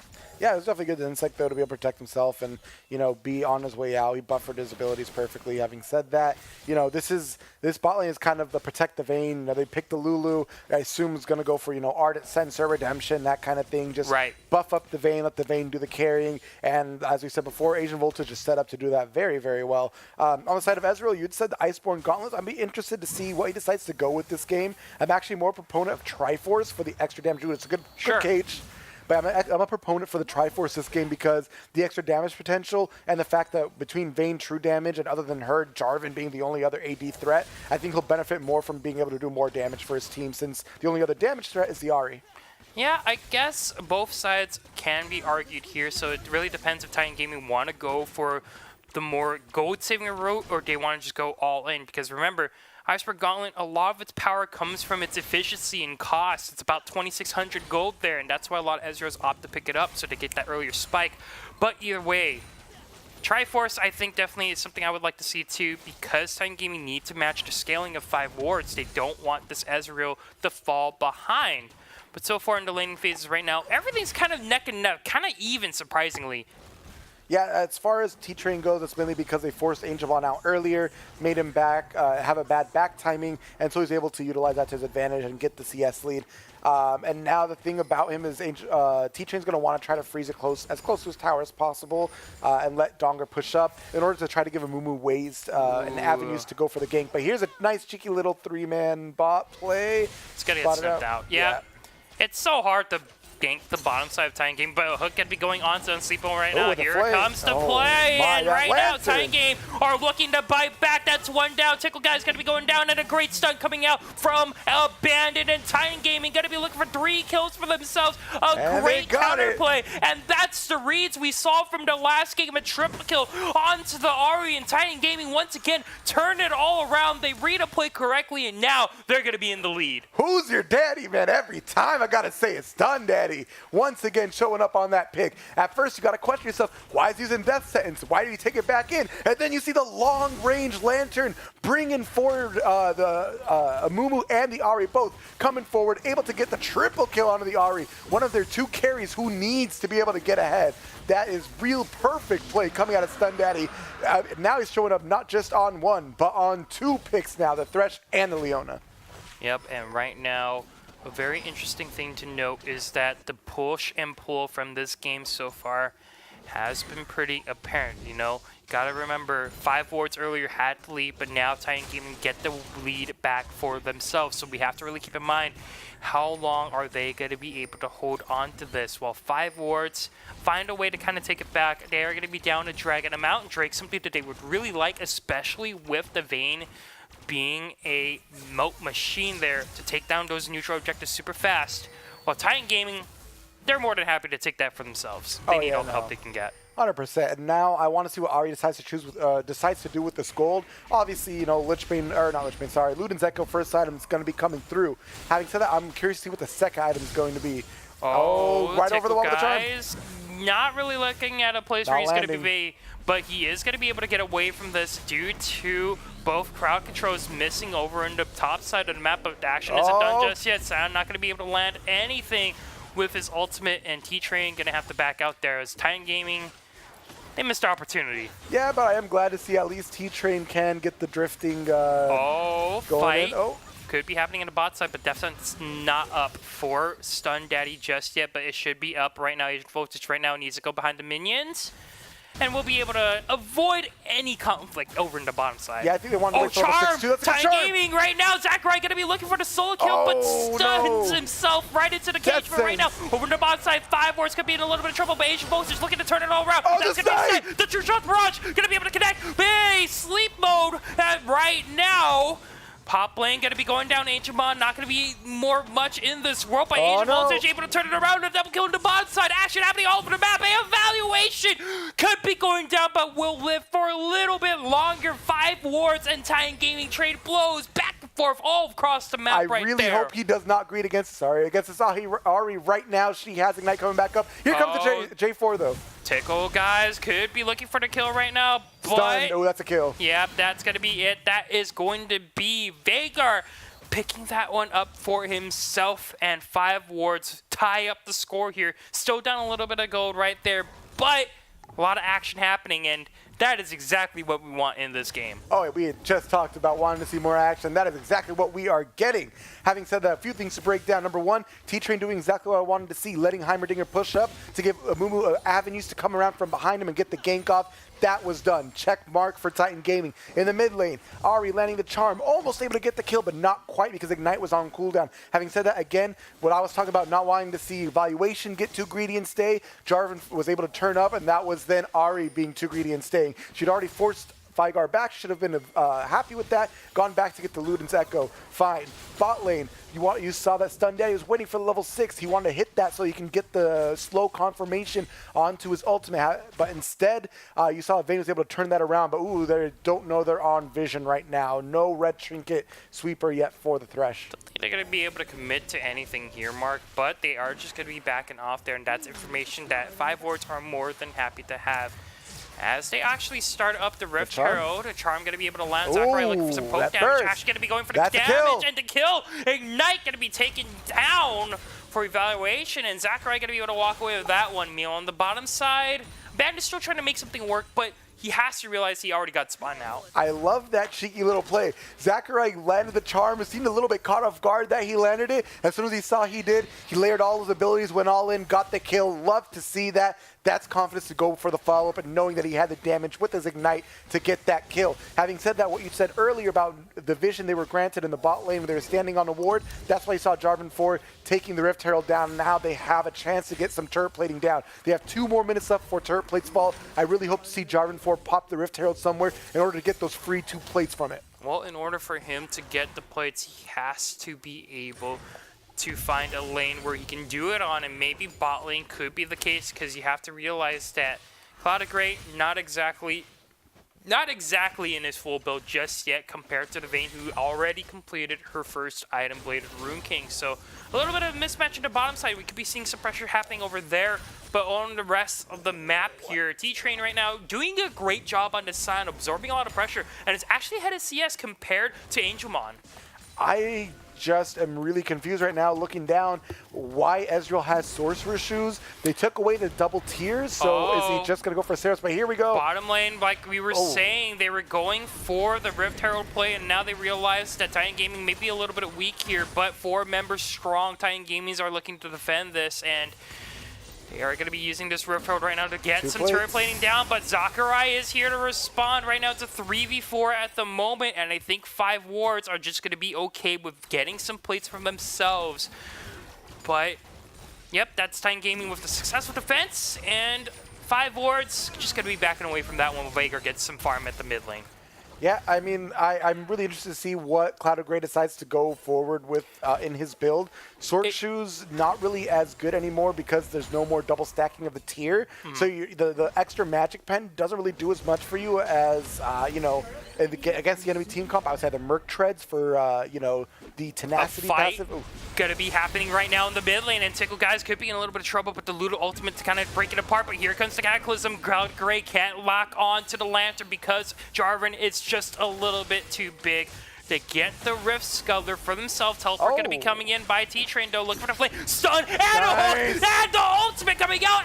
The Bandit doing a great job, but he's going to get taken down for his troubles 1-for-1 so far. Titan Gaming still going to be looking for a little bit more, but a one-man knockup. But Tickle guys may have just put in too much. Infernal. And he's going to get taken down, and Titan Gaming are going to be looking to get their Infernal Drake for themselves. Great play from Titan Gaming. Stun Daddy does it again. Able to get that re-engage, lands the hook, and then the Mumu follow up with his ultimate there, perfectly layered.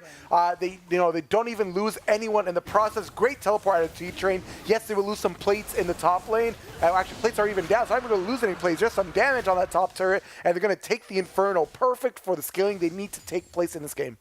Yep, and right now Titan Gaming, they are going to be going for 2 dragons right now. Great charm going to be landed. Zachary going to be looking for another soul kill for himself. Just enough. Ignite going to be taken down. He's going to get taken down by Zachary. Another soul kill by this Ari.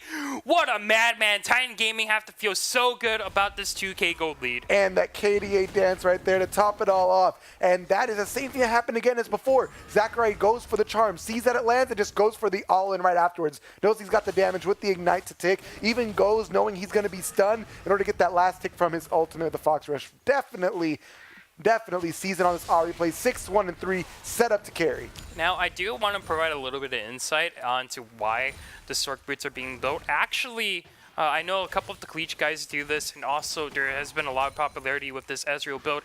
There has been a lot of people actually going for the Luden's Echo second item after the Muramana and the Iceborne or the Triforce, whatever they decide, just to get that 20% CDR and also give it a little bit of that magic damage burst, so it makes Ezreal being able to have a little bit more of hybrid burst, which a lot of people are kind of looking for, but you know, it is going to take a little bit for him to build because he's going for a little bit more of an expensive route with the Triforce being the next item. Yeah, I'm not sure yet if I'm, a fan of this because of how long it's going to take. Right. I mean, at this point, you're really got to let the game get to late because either one of two things is going to happen. You're going to win or lose early, in which case you feel like you're in the backseat for the entire game, or the game's going to go late enough for you to build it, but you still have a chance to lose because you're up against Devane. I mean, I personally, at least, I think I would have rather seen. The Hawk Stun Daddy going to be setting up another good fight God. over the bot side, but can they do it? That's going to be the Megamorph coming out from the Lulu. It doesn't matter if you got that the follow-up CC. Right now, Asia going to be looking to see if he can take people down, but Titan Gaming able to turn that one around And over in the another mid lane. one. Another solo kill whilst on sleep mode. Has got to live with just a sliver's HP, and Titan Gaming bringing it back a 2-for-1 cross-map play. That is another one for Sakurai. Oh, my Lanta, he's going to be popping off this game. 7-1-3 right now on the Ahri. Again, he is definitely set up to be the carry for his team while the Ezreal is busy scaling. Stun Daddy once again going for that, death sentence, landing it, following up very, very well. He's landing his stuff. Stun Daddy is daddy for this game for sure. Having said that, gets that Zeke's Convergence completion. Definitely really, really, really good item to build so you can have some more synergy with the Ezreal right there. There goes the Tickle guy is going to get caught out here. Pretty straightforward kill. Probably going to be going over to Sakurai here, but Bandit going to be able to take that one himself. Can't really help it. He has the Cinder Hulk and also the W going out. Yeah, a little too far forward for Tickle guys up there. We definitely see what you're saying in the chat with the Muramana Iceborne Bork build.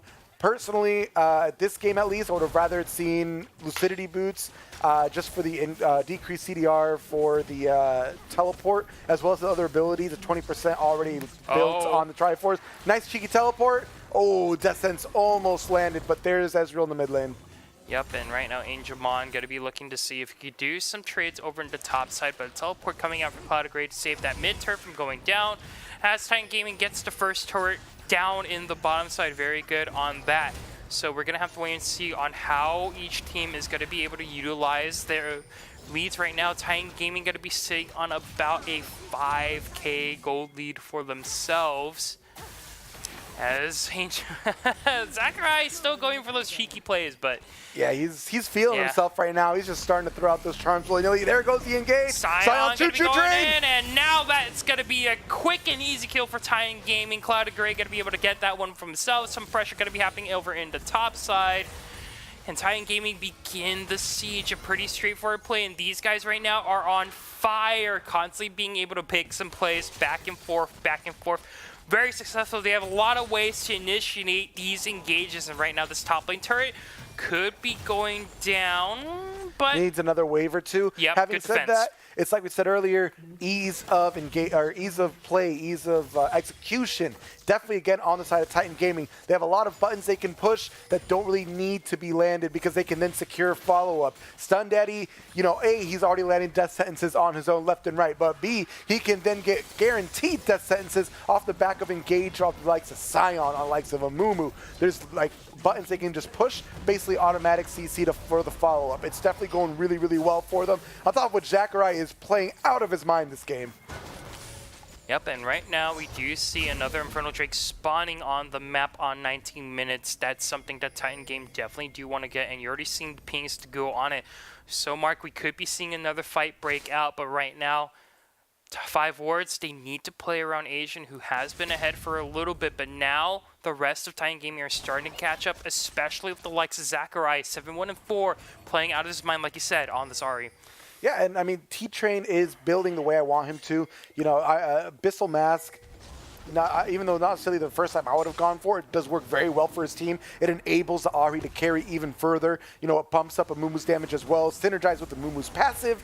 Not a bad item at all. He's built the Brambles Vest for the Vayne. You see, we're going to see a little bit of a meeting in the river right now for the Infernal Drake. Yep, this dragon right now is going to be the focus for both teams here. Great hook and no follow-up just yet. Titan Gaming may have just been off a little bit more than it could shoot, but a fight is going to bring it out. Oh, actually, everyone is melted. They catch up with Abandon, and he even lives to boot. A quick ace by Titan Gaming. Sakurai absolutely melts his competition. A great ultimate Abandon. We thought he went in a bit too early, but he sets it all up for his team. Great play by Titan Gaming. Yeah, that's what we call an Ahri carry. performance that we have coming out right now. He has a high amount of spell penetration between the Sorcerer Boots and the Oblivion Orb. That's exactly what you want to see right now. A lot of players, you'll see people mistakenly trying to complete the Morellonomicon. I actually do not agree with that at all. I say sit on the Oblivion Orb. You get the spell pen you need. You don't really get much else out of the Morello. It's not a very gold efficient item. Continue to on build the other items. And right now you see him have a completed Rabadon's Death Cap. Sakurai's monstrous right now. The next time he's on the map, people are not going to expect that kind of damage he's going to be able to output. Yep, definitely. And right now we do see right now Titan Gaming, they get another objective for themselves. They now sit on 2 Infernal Drakes, and they have to feel really good with the lead they've generated, while 5 wards are definitely going to struggle catching back up. Any lead they had earlier basically lost as Asian Voltage trying to see if he can get T-Train. Now this is Sion doing exactly what you want him to do. Although, he's positioned too far forward.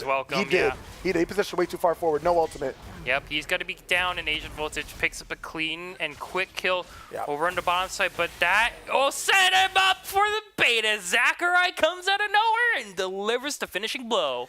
Yeah, definitely good on Sakurai to be able to trade that through. But what I was saying is that's what Sion wants to be doing. He has to teleport up. His ultimate is coming back up. He wants to be in your face. Ooh, that's a definitely good combo. Got a single guard, but not good enough. Abandon doing a great job getting these picks, and that is going to be the jungler very, very low. This could either be the Siege or the Baron. Titan Gaming, they can choose their poison. But over on the side right now, evaluation going to be going in, and here comes the rest of 5 wards trying to turn this one around. But where's the damage right now on sleep mode? Going to be able to get 1 kill for herself, and 5 wards successfully defend over on the top side. With the rest of Titan Gaming, they have to back off. But Sakurai in the mid lane, pushing his heart out, doing a lot of damage to his turret. Asian Voltage has to be careful, could be bursted down, but Sakurai actually getting melted by this Vayne right now. Asian Voltage able to shut him down, and 5 wards take 2 kills from themselves. Yeah, that was definitely misplayed off of Titan Gaming. You know, Stun Daddy was feeling himself. He got the death sentence under turret. That's great. There was a disconnect from the rest of the team because they did not even come close to following that up. He got isolated, trapped by a Cataclysm under tower, and he got taken down. Meanwhile, in the mid lane, Ari was also feeling himself. Sakurai was very strong, but here we go, starting the Baron. They see an opportunity, and they realize the rest of Titan Gaming aren't here together, and Vayne takes these Barons out very fast, but it's not coming out from the Ezreal right now to set these up, and this fight could be looking bad. Another stun coming out from Gray here, and the here comes the trade. That is the trade getting evaluation, and the Vayne will get picked apart. A bad Baron call coming out from 5 wards, and Titan Gaming are looking to get this Baron all to themselves. Yeah, that was definitely a little bit of a throw. They were not respecting the cooldowns available. Here comes Sakurai landing everything once again. The man, the myth, the legend himself. Titan Gaming with 2 people who are being monstrous this game, Sakurai and Stun Daddy. Man, that was good. But having said that, again, 5 wards overstepping a little bit. They just thought they had the pressure, but they did not respect the TP coming out of T-Train. They did not time the summoner spells well enough for Titan Gaming. He's able to come straight into the back line, go straight on evaluation with his ultimate, chugga chugga choo choo to the face, and he's able to take him down. Yep, and right now, Titan Gaming looking to run over their competition, keep that momentum from last game, and carry that over to this game right here, right now, as Titan Gaming are just going to reset by their items here, but 5 wards, definitely an uphill battle. Not a lot of options for them left, but they need to have a successful defense if they want to keep their hopes and dreams alive of winning this game. Yeah, I mean, I'm honestly really, really proud and happy to see that Sakurai is playing the way he is right now. You know, last game on the Ori, he had some great ultimates, but besides that, he wasn't really a standout player. But this game, he is feeling himself. He's landing the charms, landing the damage. Right now, he's just melting through people. And again, he's building straight for the Zonias, ignoring the Oblivion Orb exactly the way he should for now. That's like what I want to see out of him. That's exactly what he is doing right now. Oh, and evaluation may get popped here, but Titan Gaming gotta be able to get 1 kill so far, but Sakurai get a great escape. No, Asian Voltage says no to that, gets the Silver Bolt Pro,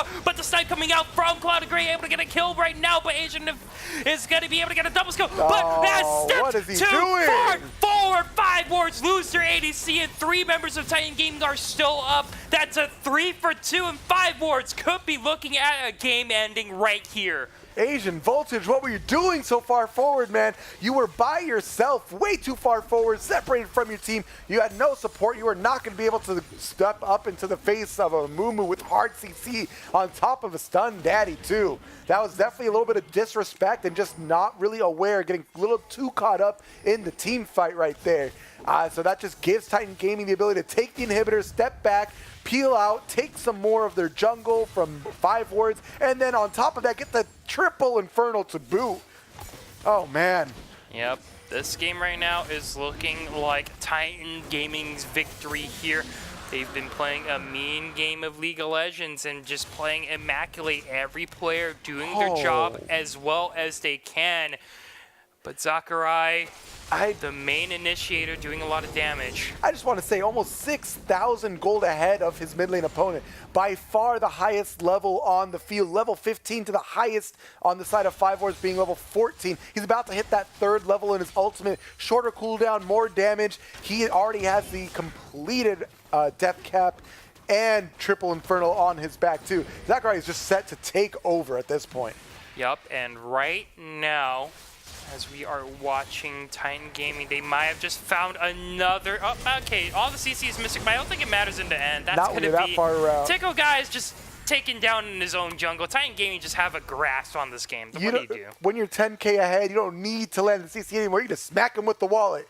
And that's just enough to take him down. And now it's going to slowly push on forward into, start to split him up a little bit into the base, pressuring the Nexus turrets off the Scion. Oh, the charm going to be able to land, but the Wild Growth going to be able to save Asian Voltage in a 2v3 situation right now. T-Train's going to be going down, Sakurai going for the kill, but will get taken down by Asian Voltage, and Sakurai maybe a little bit too greedy there, but Titan Gaming still are going to commit to the push to ignited the wrong target. Not going to be able to get anyone, and Titan Gaming are probably going to have to back off here. They don't have the Baron on them, and they're just going to be taking it safe here. Oh, the hook actually going to be able to land by Abandon, and here comes Titan Gaming to get one. They're looking for another, but H1 able to flash on out of there, and the Siege probably not going to continue here. Titan Gaming, they're more than happy to take a 2-for-1 trade. Yeah, no, they can just back off, reset, wait for Ari, and once again go for the push. That play earlier was a little bit of greed on the side of Sakurai. You know, he landed the charm, was feeling himself. After he got away, he did not need to re-engage. Didn't have his full team behind him. You know, went for it anyways. That's fine. But at this point, just reset, buy up again, and then push together as a team. You have the stronger team fight right now. You are ahead by 10,000 gold. Again, smack them around with that wallet a little bit. Group up and use that to your advantage. Whereas on the side of 5 wards, you got some big defense you need to be playing right now. You need to be focused more on peeling for your Vayne. You need to be able to set up some vision to not allow any picks coming through without pick potential from Titan Gaming. And you need to be at the ready with the Lulu ultimate. You need to be at the ready with the Vigar cage, at the ready with the Jarvan knockup in order to keep the Vayne safe and let Vayne carry you. Protect the Vayne composition coming out from 5 wards. They have the tools, like you said, Mark, but can they execute it? And they have to play almost flawlessly if they want to take down the Titans in Titan Gaming. Baron is going to be up in about a minute from now, as it will be spawning quite shortly for both teams here. But you already see Titan Gaming, they're going for vision. Yeah, they're definitely just going to start setting up for the next Baron spawn. You know, they're just getting it ready. They're going to probably try to bait it out, see if they can get another couple picks out. Definitely like what I'm seeing in terms of that. Finally, I am also glad to see that Vayne is paying the QSS tax. There is way too much CC outside of Titan Gaming for Vayne to not have had a QSS already. So that's definitely an integral one. Vigar also having the Banshees is definitely really, really important. Ari, meanwhile, you know, probably going to finish Morello's next, because at this point, why the hell not? Well, right now we do see the Death Wish play coming out from Titan Gaming, while 5 wards, they don't have any control of the top side of the map at all. If you see it, it's caked in wards, as Baron is going to be spawning for Titan Gaming at the moment. The rest of 5 wards not really doing much. Here comes the big. Oh, they moved a little too forward. They moved a little too quickly. They weren't patient enough, I guess. But now they should be looking to start the Baron. Yep, there it is. And the rest of 5 wards, they don't have any vision. They don't know this is happening at all. And they will be able to take this one up for themselves uncontested. 5 wards give this one up. Yeah, no, at this point, this is going to be should at least be a pretty solid way to just close out the game. They have the Baron, back and maybe buy again, reset one last time. group together and just push forward as one. Definitely easily doable. They have the Baron, they have the damage. I just want to see them group up and use that wallet to smack the enemy team around a bit. Yep, and right now, as we are looking at the rest of Titan Gaming, they haven't really pinpointed an area in the map they want to focus down on yet, but if I were them, I would probably be looking to bot lane. It's easy objectives, it's easy way to force fights, and honestly, you know, you just want to end the game as soon as you can because you got to respect the scaling. Good Lantern. Lantern. Yep, Stun Daddy on top of it right there. I will say this much, if you really, really want to be kind of textbook in terms of your play, ooh, that Vayne ulted too, that's actually a big cooldown for about a minute for Asian Voltage being down. That's something they can look to pressure. Anyways, back to what I was saying before, now they're going to group for the Cloud Drake, but after that, I kind of want to see them do a 4-1, 4 in the top lane, 1 in bot lane, the 1 being the Scion so he can teleport away, and just push down the objectives that way. It's a more textbook way to close the map. To close out the game, I mean, and they're really set up to do that if they want to. Yep, we're definitely going to have to see how Titan Gaming can close this one out because, once again, they are their own worst enemy. If they don't close up the game fast enough, that will allow 5 wards to scale up, but here comes the engage sound. Not going to be able to land anything there, but the siege is going to be coming out from Titan Gaming. As you do see right now, this turret going to be going down quite safely, and you talked about the 4-1. The opposite way, but it still works. Yeah. Ari has enough mobility to make that work. The reason I said Scion, he can ult away, he can teleport away. Ari can also ult away, so kind of it still works for them. Either way, the 4-1 is definitely the way to go. Yeah, I think the main reason why Ari's all by herself is because there's no one that can touch Zacharai on a 1v1. I think that's a very fair way to kind of go about a 4-1. Titan Gaming going to be able to get the bot side inhibitor basically uncontested, and they are going to be looking for the mid lane quite shortly. Yep, and that's exactly the way you want to play this out. And like you had said, the reason why you can do that with either Scion or with Ari, either way, you will need more than one member to answer. You need more than one member to kill the Scion. You need more than one member in order to lock down Zacharai. Oh, there's Zacharai going to be getting the whole entire team of Titan Gaming onto himself, stalling a little bit with the stopwatch, flashes away, but gets polymorph for himself. Icicle guy going to be seeing if he can get the last kill. Ancient One has to be careful, but will not be taken down just yet. Titan Gaming, meanwhile, are going to be on the mid lane inhibitor. The flash for Sunday, but won't be able to get anything with the stun right onto them. The QSS comes out a bit too late. Asian is down. The Vayne is down. And the 5 wards cannot close this one out. They will not be able to defend against the Titans. And once again, Titan Gaming going to be picking up their second win of the day here against the 5 wards, and will continue to move on in the Western region for our Esports Arena Late Night League tournaments. What a game. Titan Gaming once again flexing on him at the end of the game right there. And that's, again, Zacharai seemed like he might have been a little bit far forward, but able to use Ari perfectly, healing up off of his Q stacks, and that is just that extra little bit is what allowed him to live through that. And the enemy and the rest of his team forcing their way through to the Nexus, pressuring Nexus turrets, forces Jarvan and Heimerdinger away. We see Roseville earlier on our cams here, but here at Orange County, myself and Mark are really pumped up for these games so far. 3 non-stop action-packed games on our belt, and we are not done just yet. Although we're getting closer and closer to the end of this night, we have plenty of games left to go. And I will have to say, Titan Gaming right now, definitely coming out on top. Yeah. Yeah, I not much to say right there. They are doing their job. They're doing it well. I mean, and now we're able to see multiple people carry. Cloud Gray did well in game 1. Stun Daddy's done well game 1 and 2. Abandon has done well game 1 and 2. Now Zacharai showing up in game 2. T-Train just holding it down in the top lane. At this point, it seems like there's not that much you can do to assail them. Right, definitely. But over at Titan Gaming, everyone needs to take a break, and also us on the caster decks too. We're going to be right back, but when we return, we have more action for Late Night League over at Esports Arena at Orange County, and we're going to see who is going to be taking the top spots to conclude our week number 3. Stay tuned.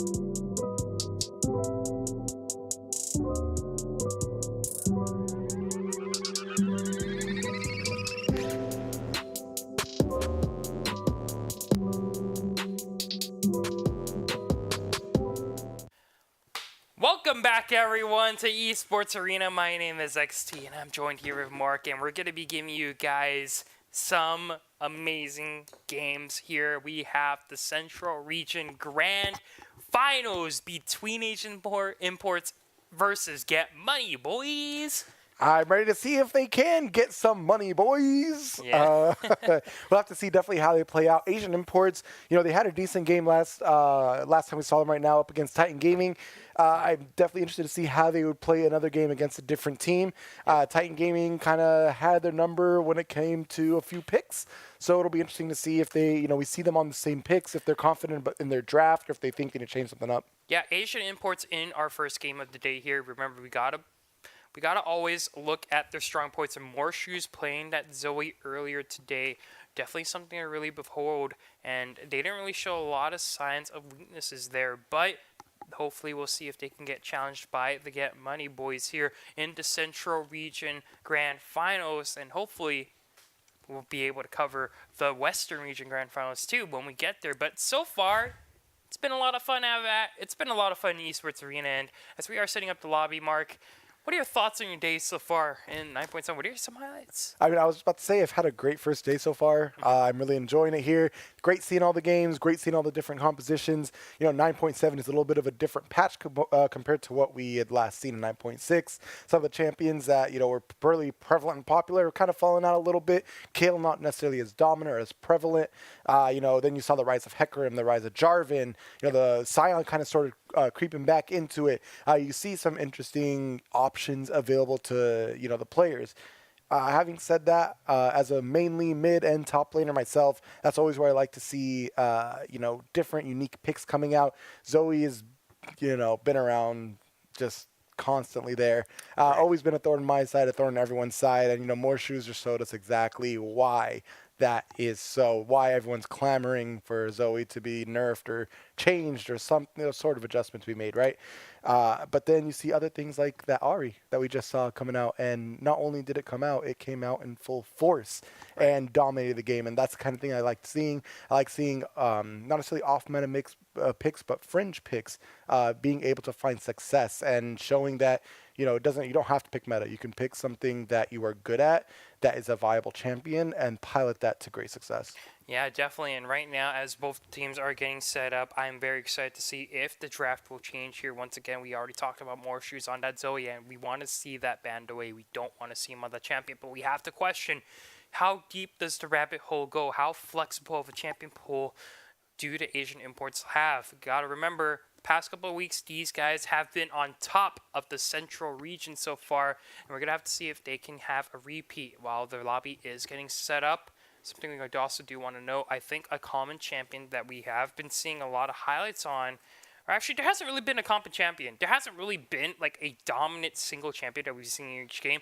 I feel like every single game we've walked into here tonight, Mark, we've seen different champions in various different roles, but we've just seen a lot of highlights happening in the bot lane, and especially for you, Stun Daddy, bring some life down to the bottom side. But it's always been the question, can your bot lane hold up? Because we've been seeing a lot of top side success, but if the bottom side isn't doing too well themselves, it usually can spell the end of you.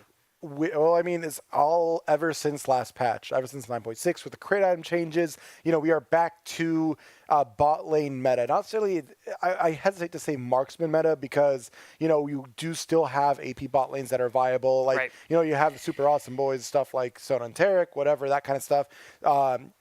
There's other options, but overall, it is more of a bot lane meta now. You need your bot lane to, if not win, you at least need them to be able to either go even or find a way to scale into the late game, because otherwise, when you're that weak on the map, then that means the other opposing team is likely to be that much stronger, and they can then use that to their advantage when it comes to later on in the game. Right, and something we definitely do need to keep in mind is that the bot lane has definitely seen a lot of champions that have been the proponent of starting off engages and whatnot. We've seen the Ahri, we've seen the Thresh, we've seen the Leona, and we've also seen some highlights all over the map too.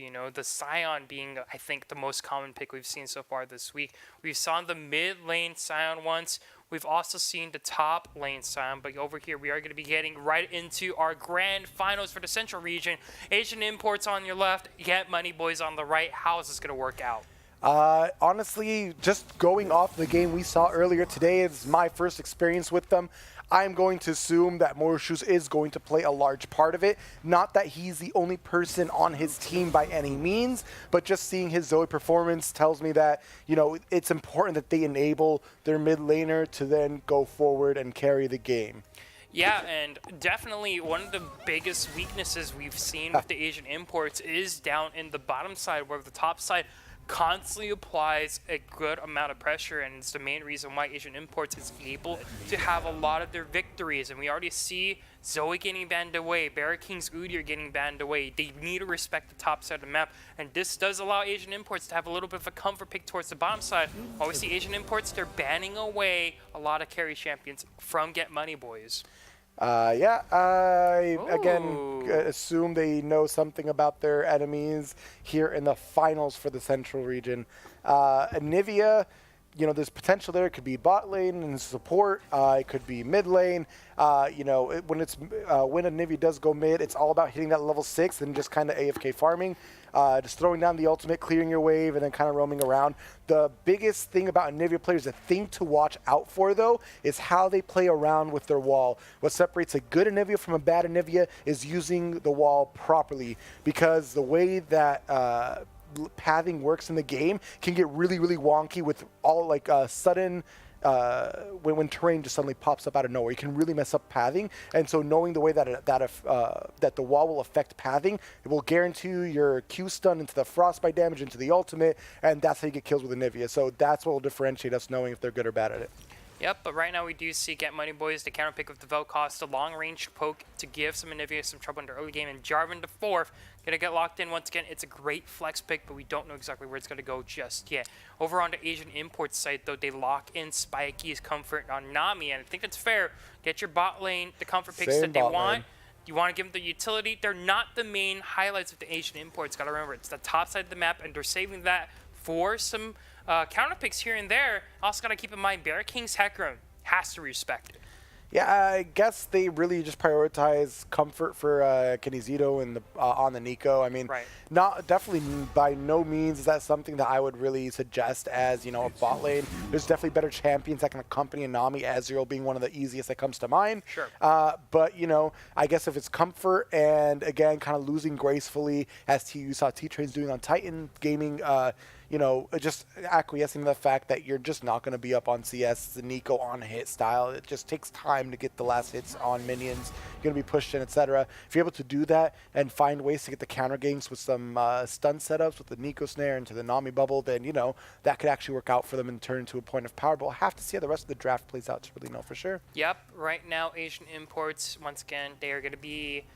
The bot lane is going to be right in the back of those utility. You know, we've seen Kinchito, and we've also seen Spiky land some amazing bubbles, tidal waves, pop bubbles, or the root here and there. But right now we're looking to bans, top lane focus. Don't want to give Wacky Strawberry anything to allow him to get pressure. We saw him Nasus on last time, but a lot of the meta options are being taken away from him. Thresh ban, I think that's really good to leave some pressure down the bottom side. I am a dirty Urgot abuser, and therefore I second the Urgot ban. I do not blame them in the slightest. Urgot, even after the slight nerfs he has received, still a very strong champion. 100%, you know, if someone's good at Urgot, please by all means ban him, because Urgot's disgusting. Having said that, Corki is an interesting choice. I thought might be mid lane Corki Vel'Koz support, but it's looking like most likely it's a Corki ADC and a Vel'Koz mid. I'll have to see how that last pick comes for Get Money Boys. There's still some maneuverability allowed in their draft if they want to do some weird wonky things. So we'll just, like I said, we'll have to see how that shakes up. But Ash being hovered is an interesting choice. Yep, you talked about it earlier. The Nico can be flexed to the top side if they want to do it, but they go for the style. Wacky Strawberry not going to be going for the carry-oriented play style. Just going to tone it down a little bit and get the jungler. And this will mean Barra King may be looking at a carry jungler he can get for himself. We need an AD. Yep. Show me an AD, please. By all means, it could be the Hecarim. He's played a lot. The King, he's played a that'll lot do too. It. Yep, that Nocturne. too. As long as it's AD heavy, that's what we want to see. And there's the Nocturne that's going to allow Asian Imports to have a little bit of engage, but Get Money Boys, they have a lot of magic damage on their side of the map right now. What will they finish the composition with? Speaking of 9.7 champions you'd asked me about earlier, Nocturne has been seeing a rise to prevalence slowly in like a linear fashion from 9.6 going into 9.7. Nocturne's kind of been rising back up, and he is definitely a strong pick. Again, you have some flexibility in the draft, or I mean in the build path if you want to go for the warrior into more AD style build. If you want to go straight into lethality, if you want to go for some attack speed, you've definitely got some options there. But we see Vladimir locked in on the side of Get Money Boys. That is a lot of AP damage coming out from the Get Money Boys, though. Sion's going to have a field day with the MR. Yep, definitely. And Sion definitely going to be looking to get that MR for himself. But Get Money Boys, we already see the weakness of having too much magic damage, I would say. But their strengths is that, Vladimir, you can never let this guy get unchecked. He is a menace to behold. Very gold efficient champion, can scale very, very well into mid-late game. Actually, one of the champions seeing a lot of success in Season 9 so far due to how efficient he's been and also how well he scales with items. Yeah, I mean, one of the greatest things about Vladimir really is how efficiently you can get to your 40% CDR, between your Transcendence rune, the scaling CDR rune, and then you just easily build for your first items, the Fiendish Codex, and take that into the Kindle Gem for your Proto Belt. You already have pieces of your first 2 items built. You get your full CDR, and then you just constantly staying in the face of your opponent. You have the pool to dodge ganks. Like, Vladimir overall is a really, really strong champion, a very strong spot right now. But having said that, it is one of those things that you can look to try shutting down and like keeping it from scaling too early. But, on the flip side, for Get Money Boys, you might just also be saying, you know what, even if you shut us down early, Vladimir scales so well in the late game. He can be 0-5, show up level 16 in a late game team fight, and just turn it all around. Gotta keep in mind, though, that Vladimir may struggle a little bit as he's kind of picked himself into a little bit of a interesting situation, because you got to remember, there are champions like the Sign who can stand his way from preventing him to snowballing out of control. But another champion that Vladimir actually does struggle against is that Anivia. The slow being able to interrupt his pathing to slow him down when he engages, and also the wall being able to make sure he has a little bit of trouble getting into the back line. Anivia does do a lot to slow down to Vladimir when he wants to go in. It's not directly a lane counter, but more or less a long-term counter, being able to control the way that Vladimir approaches his options, but not to mention the rest of the team composition from Get Money Boys. You got the Vel'Koz burst, you got the Corki burst. It's very burst-oriented. There's not a lot of consistent damage. Yeah, they definitely just want to blow you up real quickly. I'm willing to give Morshoes the benefit of the doubt just because of how he played that Zoe game. So I'm going to give him the benefit of the doubt, assume that he's good at placing his walls, because those are a game changer as this game progresses and his walls get bigger and bigger as he levels up. Again, as you said, that can easily change the course of a fight. You can force Vladimir into a corner. When he pulls away, you can force him to either burn his flash or just to be stuck and end up dying when he comes out of his pool because he's got nowhere to go. So it's a lot of that is going to come from the side of the back of Morshoes. But having said that, the rest of the team comp for Get Money Boys, they, as you say, are burst heavy.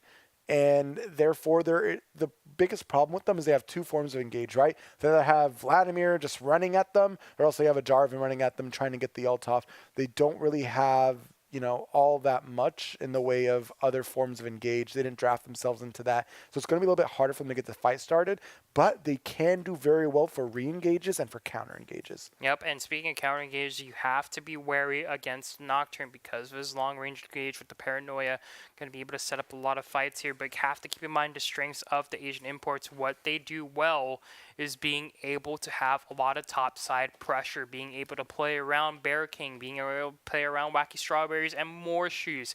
Those 3 guys are the core that makes Asian imports what they are. And maybe if you are the side of Get Money Boys, maybe you focus on the weak points of the Asian imports. The bot lane has struggled a little bit, but we'll have to definitely wait and see on how both these teams kind of play around with their strengths and weakness. Both teams, very interesting compositions, and pretty clear that we are going to be seeing a little bit of a slower paced game due to a lot of scaling. Yeah, I do want to see Jarvan, visit the bot lane for Get Money Boys before level 6 hit comes in for the Nocturne.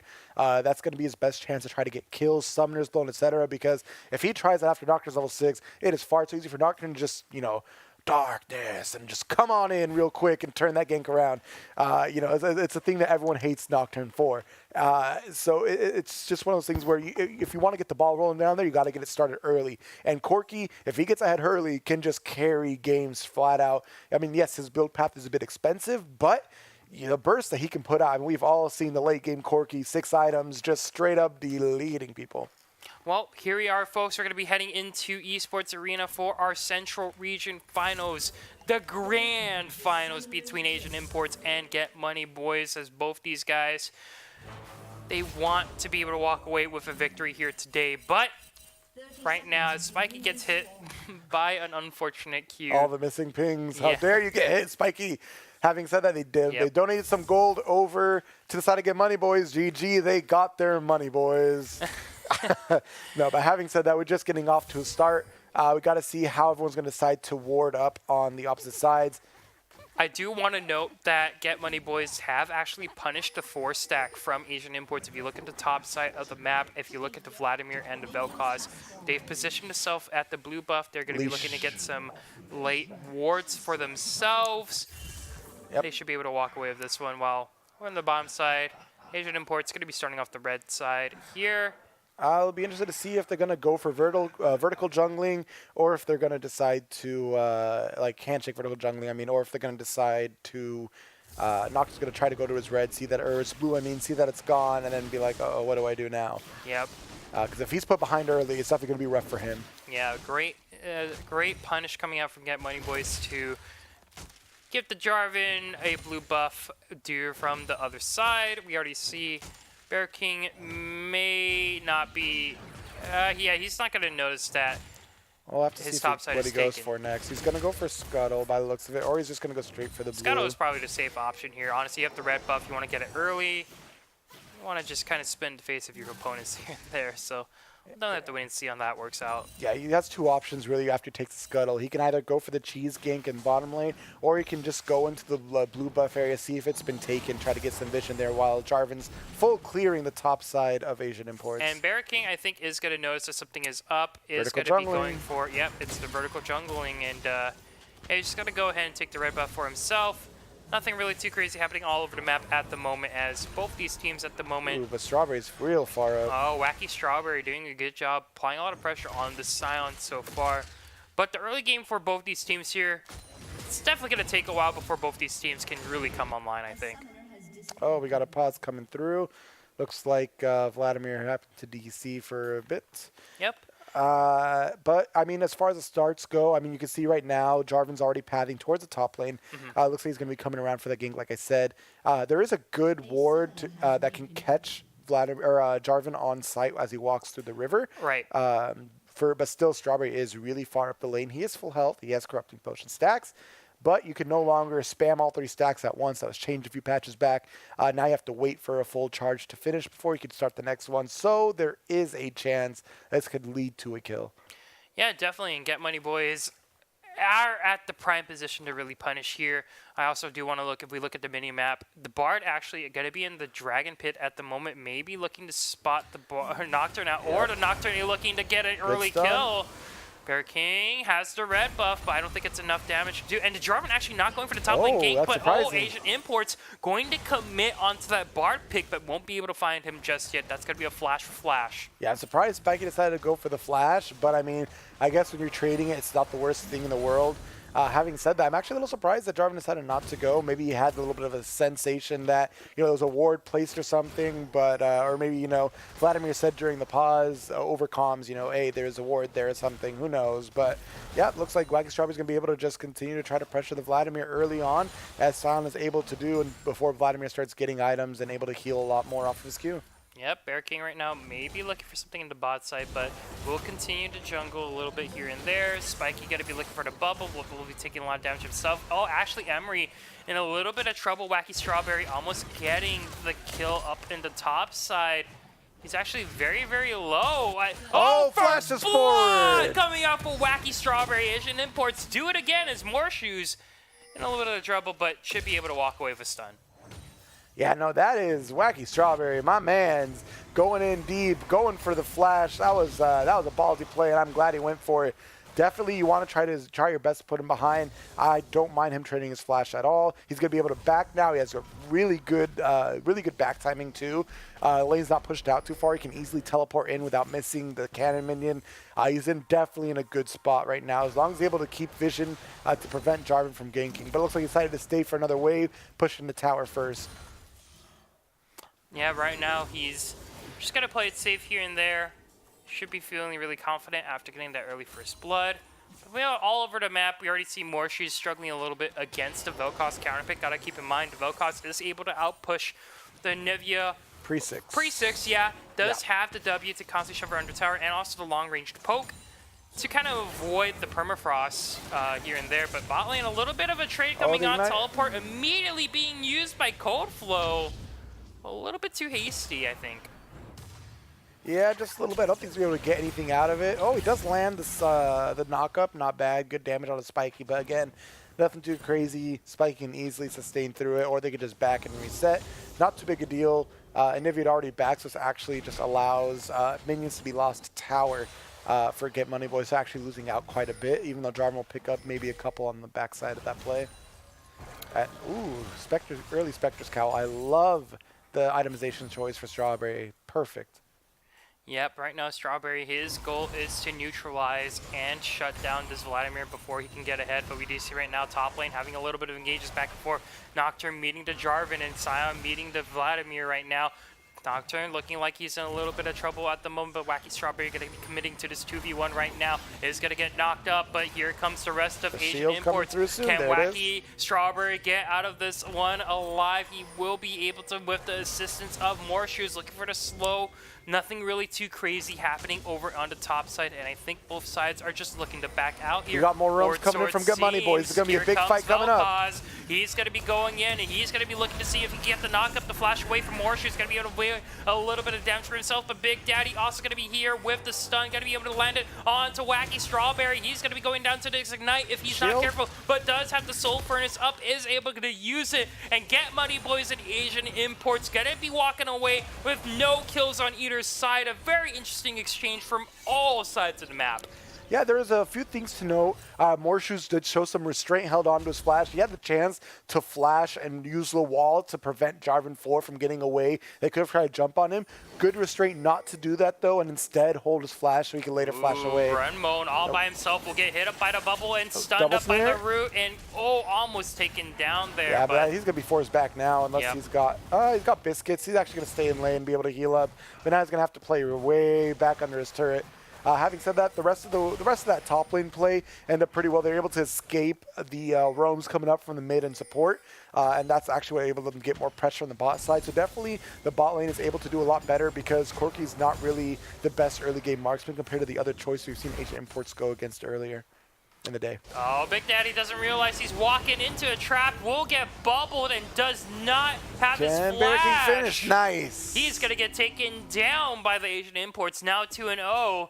In this early game, very, very slow, but Asian Imports finding opportunities to get them ahead. Oh, yeah, and I was wondering what Bear King's going to decide to go for. Looks like he's going for a Blood Razor enchant with the double light swords, or light dagger, sorry, in his inventory. I mean, I'm definitely going to be interested to see how he chooses to build, change his build path going forward. Is he going to stop the back? Yes, he does.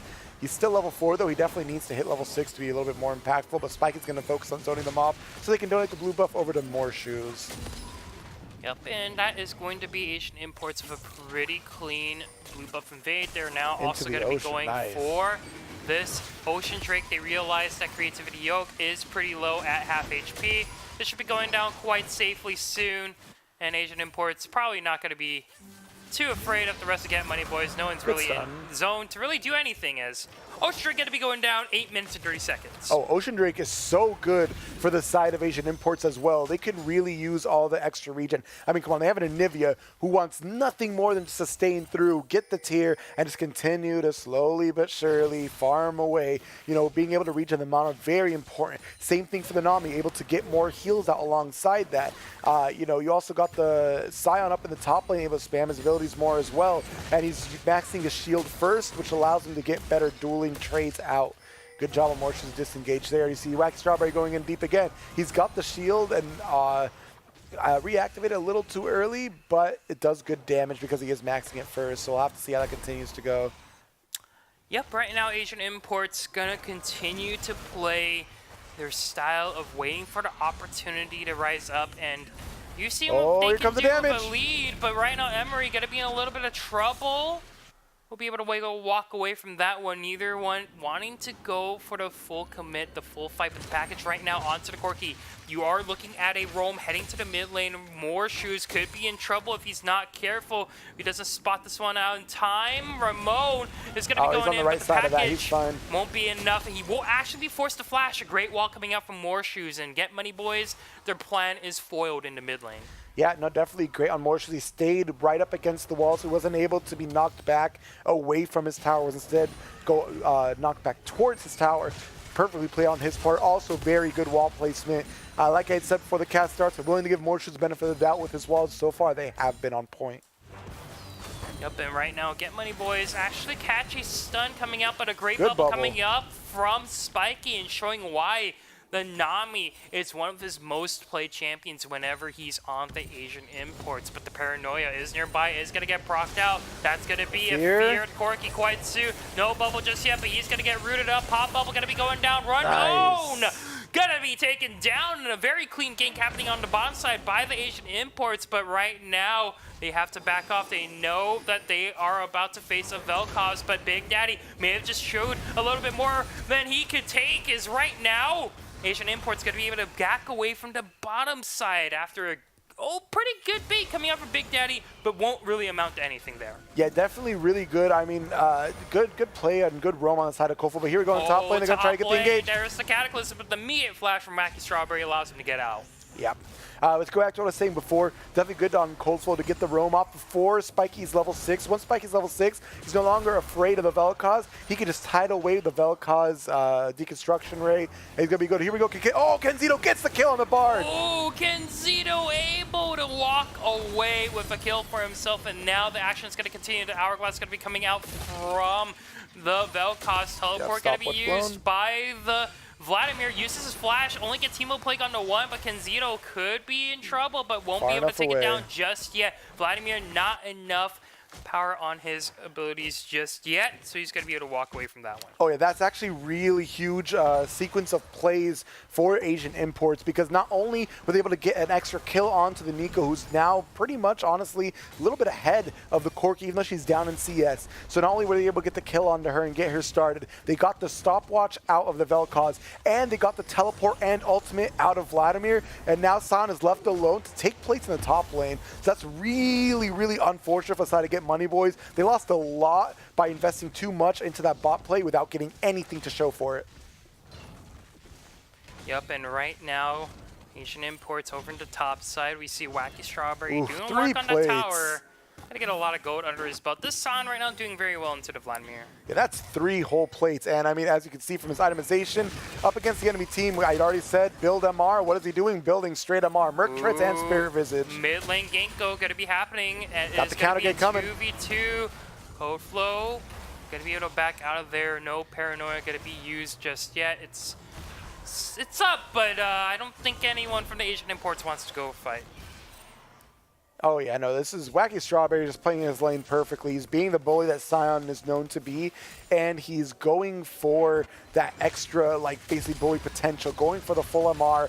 And I mean, ooh, there's a really good stun landed on the Cold Flow. Gets a frostbite damage, one more auto, gets it! Baby, that's going to be More Shoes able to take that one up for himself. A solo kill in the mid lane.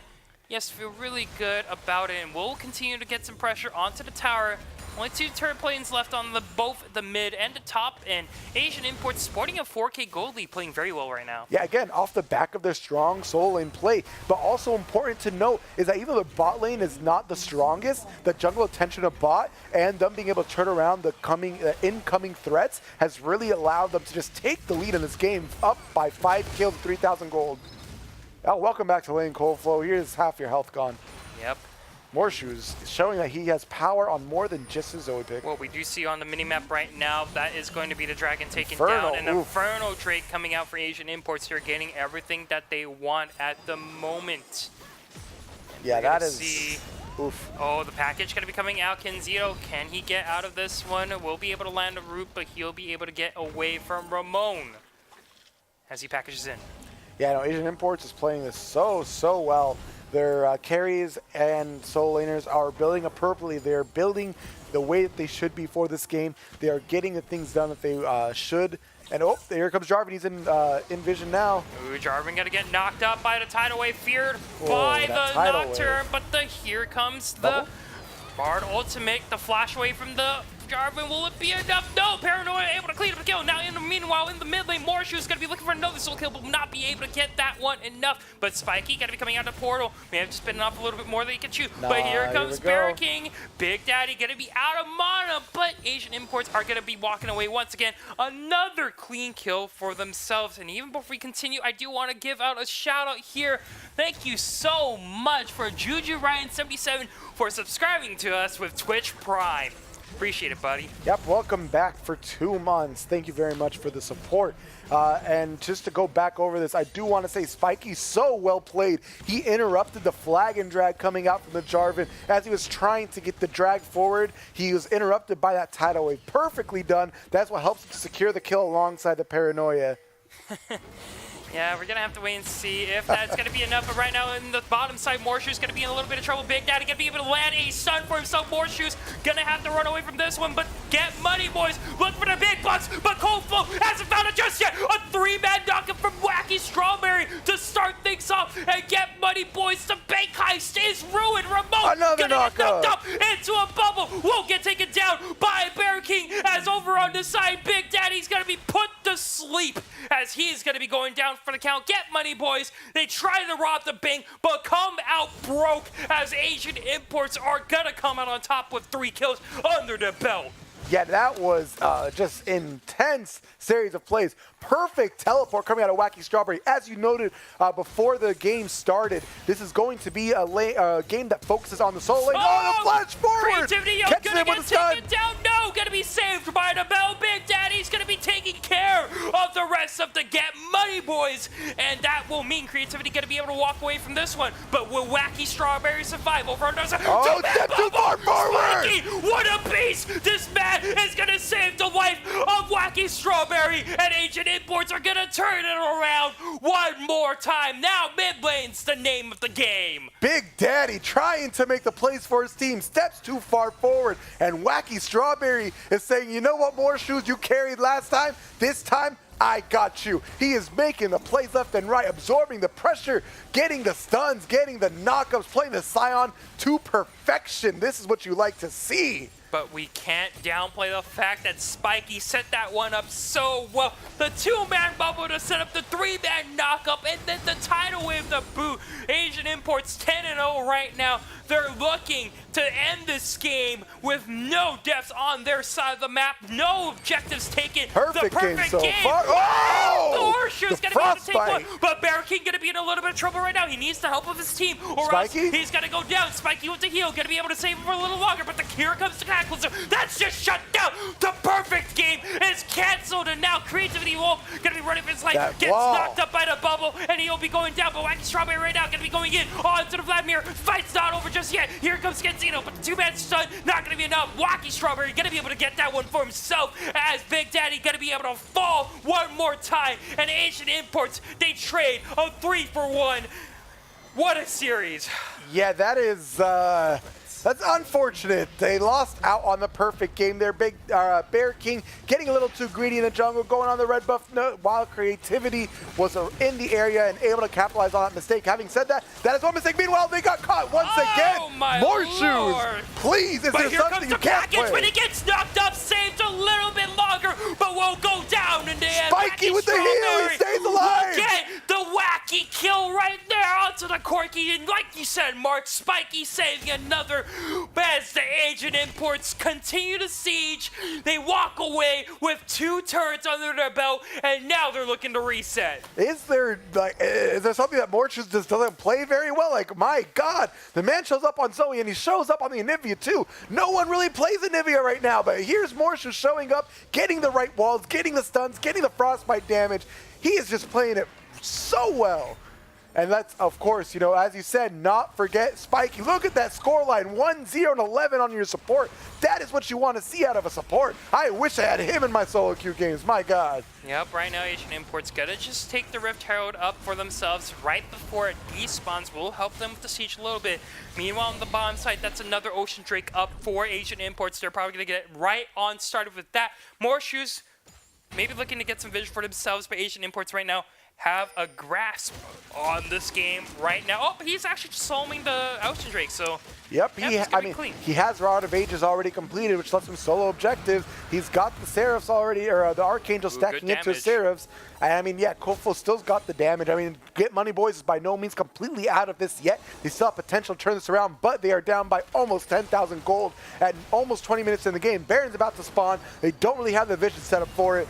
This can very easily just end up a clean game out of Asian Imports. Right now, they're playing the macro perfectly. It's not clean because you got to remember, Bear King, unfortunately, Oh, no. Might not be perfect, but it is still clean. If you can win this game with one death, I'm going to call it clean no matter what. That is clean right there. I'm not downplaying the success of Asian Imports, but the facts are straight. But right now, Big Daddy going to be caught out a little bit. Cataclysm to lock up too, but is that what you want into there? More shoes doing a lot of damage as much as possible, but Spiky will go down. But more shoes with the 2v1 right now. Flashes over the wall, but here comes Wacky Strawberry looking to help this team. That's Ignivia, the first time we saw it all game long. And with Wacky Strawberry looking for the kills. Paranoia will take down to Corky as Ignivia won't get taken down to Vladimir. Gonna be one of the last few members standing as Cold Flow. Gonna be yeeting all over to the other side of the wall. And Marie gonna be looking to see if he can get out alive. But here comes Bear King flashing over the wall. Gets killed to Cold Flow. There's the bar ultimate got a miss and a double kill for this Nocturne as Asian Imports are gonna walk away with 4-4-2.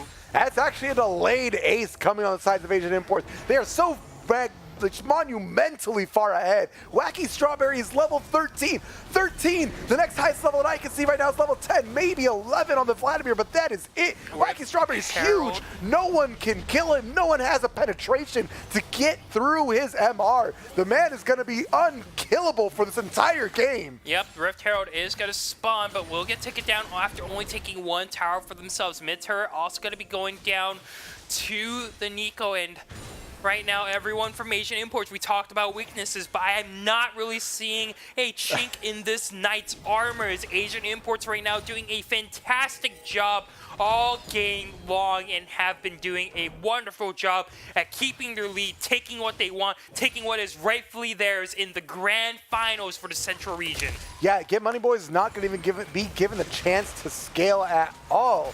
And meanwhile, you see more shoes fighting against Vladimir right here. Looking to see if he can get the kill. He definitely can, but more shoes once again looking to see if he can turn this around. Needs just one more stun. There it is. More shoes going to be able to take that one by himself in the bottom side. And Emery going down will mean some more objectives lost, or maybe even the Baron, but I don't think that is the game plan right now for Asian Imports. Yeah, I mean, to be fair, Vladimir maybe has a chance to get that 1v1 down if he actually has item parity, but importantly, he does not. Morshu's so far ahead, able to definitely secure that 1v1 and continue to heal up between the ocean, double ocean actually, and his items. Fight's gonna break it down to bot side. Cataclysm will want the package, able to start things off, but Scion not gonna be there just yet. Morshu's gets the heal. Oh, he's gonna get out. Spiky! He gets 2 for none. He's not going down. Spike with the heal the wall to prevent any hopes of him getting down. Bear King gonna be able to get a kill for himself, but will be all by himself. And Spiky waits over the other side of the wall, trying to see if he can save a life of a comrade. But in the end, Big Daddy all by himself, gonna be separated from the crew, trying to see if he can stall out as long as he can. Gonna be able to land onto the the Vladimir right now, as that is actually going to be a surrender coming out from the Get Money Boys, and the Asian Imports are walking away with a victory. 23 minutes, 24 kills. They are unstoppable after this grand finals game. I don't even know, like, it's just clear right now who the better team was in this game. There was just no doubt about it.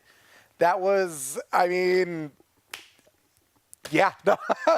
You know, what can you say to a showing like that, to a performance like that? I mean, their carries, their solo laners, they just did their jobs and came out and did it well. I mean, Morshoes, again, can't be stated enough that, his walls are on point, stuns on point, his frostbite does insane amounts of damage. He's able to survive. Spiky showing up huge in this game, got the clutch bubbles, the good tidal waves, all the healing, just barely keeping his carries alive. Not to mention Wacky Strawberries, even though he's on a tank, showing up, showing what Sion can do. And again, against an pretty much all AP enemy team, builds the MR, actually unkillable, never dies this game. Honestly, doesn't really come close except for like once. It's pretty cut and dry. Honestly, pretty insane performance all around here by the Asian Imports. I don't think there was a single time where I was like, this is the weak link of the team. Yep. Every single member of the team played very well, and Get Money Boys going to be coming out empty-handed. They played the best they could, but unfortunately, Asian Imports feels like they're playing on a completely different level on the Central region. There's a reason why these guys still remain on the top in the late night league leaderboards for season number 2. Yeah, they're just showing the strength. I mean, individual strength of the team. Their macro was clean. It wasn't like they never just took the kills. They were able to transition the kills from a kill into an objective, like a bear, like a dragon, like a tower, like some plates, like anything else. Roams, being able to translate kills in the bot lane into roaming into the mid lane, and transferring that around. That is what you want to see out of what you would consider to be the best teams. You want to see them be able to do not just the stuff, but the stuff after the stuff. The things you can get by the advantages you earn through those kills, those dives, etc. And that is exactly what Asian Imports were doing.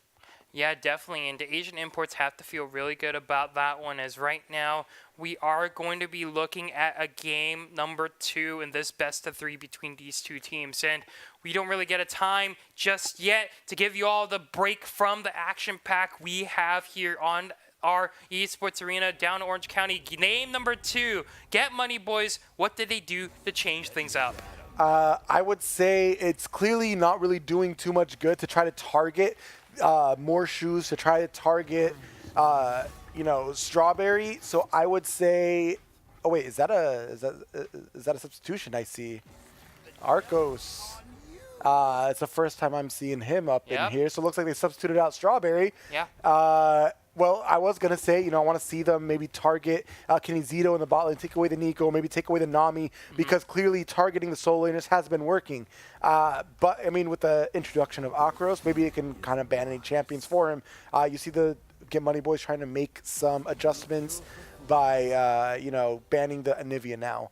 Instead of the Zoe, and first picking it. Yeah, they take away the Zoe away from more shoes, and they ban away the Anivia, so I think that's a very good draft coming out from the Get Money Boys to start things off. A little bit of adaptation, but they are going to be leaving up. Oh, well, actually, don't really leave up a lot. That's going to be Spiky once again getting the Nami that he's so comfortable with, and we aren't really going to see too much going on so far, as we are going to be getting the Lux actually to counter Zoe. Actually, we've seen this pick happen before in the LCS actually not too long ago. So very interesting to see how this is going to work out. Yeah, we actually just saw Bjergsen play the Lux to good effect. He ended up winning the game. And, I mean, there's definitely a lot of pick potential coming alongside. If you can land your bindings, then you will do, you have some very, very strong follow-up. And if you're able to, land the final spark, if you're able to land that final spark, I mean, you can honestly use that at any point during a fight. You can use it to chunk people down at the start. You can use it to get the execute and reduce the cooldown or get further cooldown reduction. I mean, there's a lot of options you can use with Lux. Yeah, definitely. And right now, as we are looking at the pick bans here for Get Money Boys, Creativity Yoke going to be locking in the Rek'Sai, a very top tier jungler so far. The first we're actually seeing, the second time we're seeing this Rek'Sai come out in our Esports Arena tournament. And Corki going to get locked in. Not too bad last game, but Bear King locks into Scarter, and he's been seeing a lot more play now due to his changes. Also, Cinderhulk getting buffed. It is a very strong tank jungler that I'm not surprised Asian Imports are going for right now. I mean, Bear King is showing he can play it all. He can play the engage on the Hecarim. He can play the Nocturne carry style. And now he's showing, will he be able to play that tank jungle style that you're talking about? And yes, with the Skarner, there's so much that comes alongside that pick. You're basically enforcing a QSS tax onto the enemy, number one. If they're basically forced to respect you. If they don't, there's going to be a problem, right? Thing number two, you then have a faster clear now after the Spire changes, allowing the Spires to literally touch every camp now, so you can now clear more fast and efficiently. So definitely gonna be excited to see how Bear King decides to pipe this Garner. Yep, right now, though, the bans are going to be out. Once again, top lane oriented, but Akros, he might be having a little bit of a different pull compared to Wacky Strawberry. We're going to have to wait and see. But the ADC right now in question, what is it going to be? Lucian is up, but we are going to be seeing the safe Xayah pick, not the Nico we're used to seeing from Gonzito, but it's probably just opting for something a little bit safer. I mean, it'll be interesting to see how he feels against the enemy support. I mean, obviously Nico was up, but clearly he kind of realized, okay, we're indexing too heavily into AP if he goes for the Nico. So he decides to go for the Xayah. I mean, probably the same reason he didn't want to go for the Varus. Varus tends to go for on-hit builds, which are also doing magic damage. So, I'm okay with the Xayah pick. I have to be excited to see how he ends up piloting the pick. Meanwhile, on the other side, the Pyke. He had a Pyke earlier today, was in the jungle, not overly impressive. We'll have to see how it performs this time around on the support. Yep, definitely. And right now, the Hecarim going to get hovered and locked in for the top side. Blind Hecarim. Hecarim, a very strong top side pick right now. Doesn't really have a ton of bad matchups unless they are ranged. So we're going to see how Asian Imports are going to be willing to respond here. They could definitely pick up the Gnar, or maybe something like the Urgot, which is available. There's a lot of wonky things you can do. I mean, to be fair, Shen being hovered, interesting. I mean, I had seen Darius get very good success up against the Hecarim. Looks like they decided to lock into Shen, though.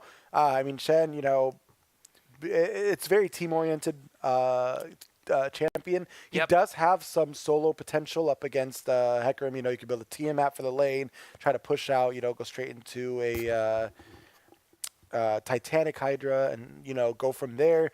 You can just go straight tank. You can of course affect the map post level 6 with Stand United. Yep. And right now, as we are watching both these teams get ready for the next game here, we're going to have to really see who do you predict is going to come out on top. Do you think Asian Imports are going to 2-0 this, or will get Money Boys bring this to a game 3? I definitely say you can bet safer. You can place a safer bet on Asian Imports because the onus on Get Money Boys to show us that they can stand toe-to-toe. They have to show us something special. This is game 2 now. This is, a best of 3, so this is it. Go big or go home. This is their go big draft. They did make some adaptations. We'll see how it goes. And we are going to be cutting it to a quick commercial break as we wait out the spectator delay, but don't go anywhere. When we come back, Asian Imports and Get Money Boys for the Central Region Finals. Let's see who comes on top. We'll catch you in a bit.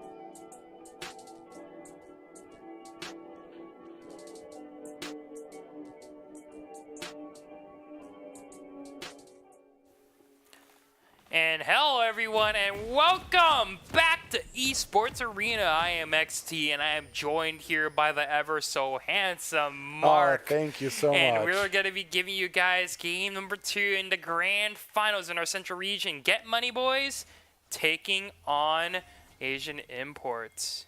Yep, and I'm excited to see how this one plays out. If it's any different than the previous game was.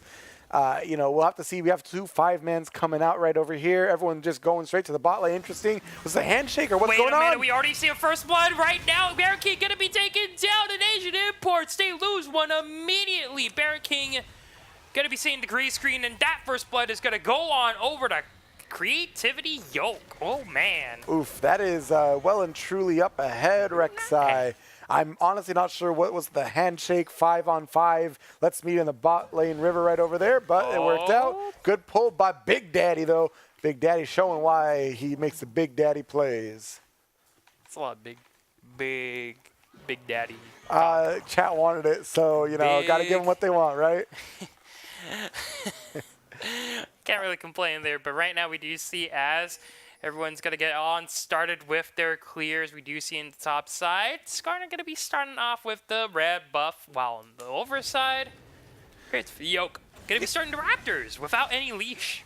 Yeah, I mean, the nice thing is that, the kill did happen before a minute and a half when all the camps spawned. So, it's not going to put him back in terms of jungling. The only thing it will do is give an extra long throw over to Rek'Sai, and Rek'Sai does have good AoE clear, with the Q start for her. So that's why she's starting Raptors with no leash.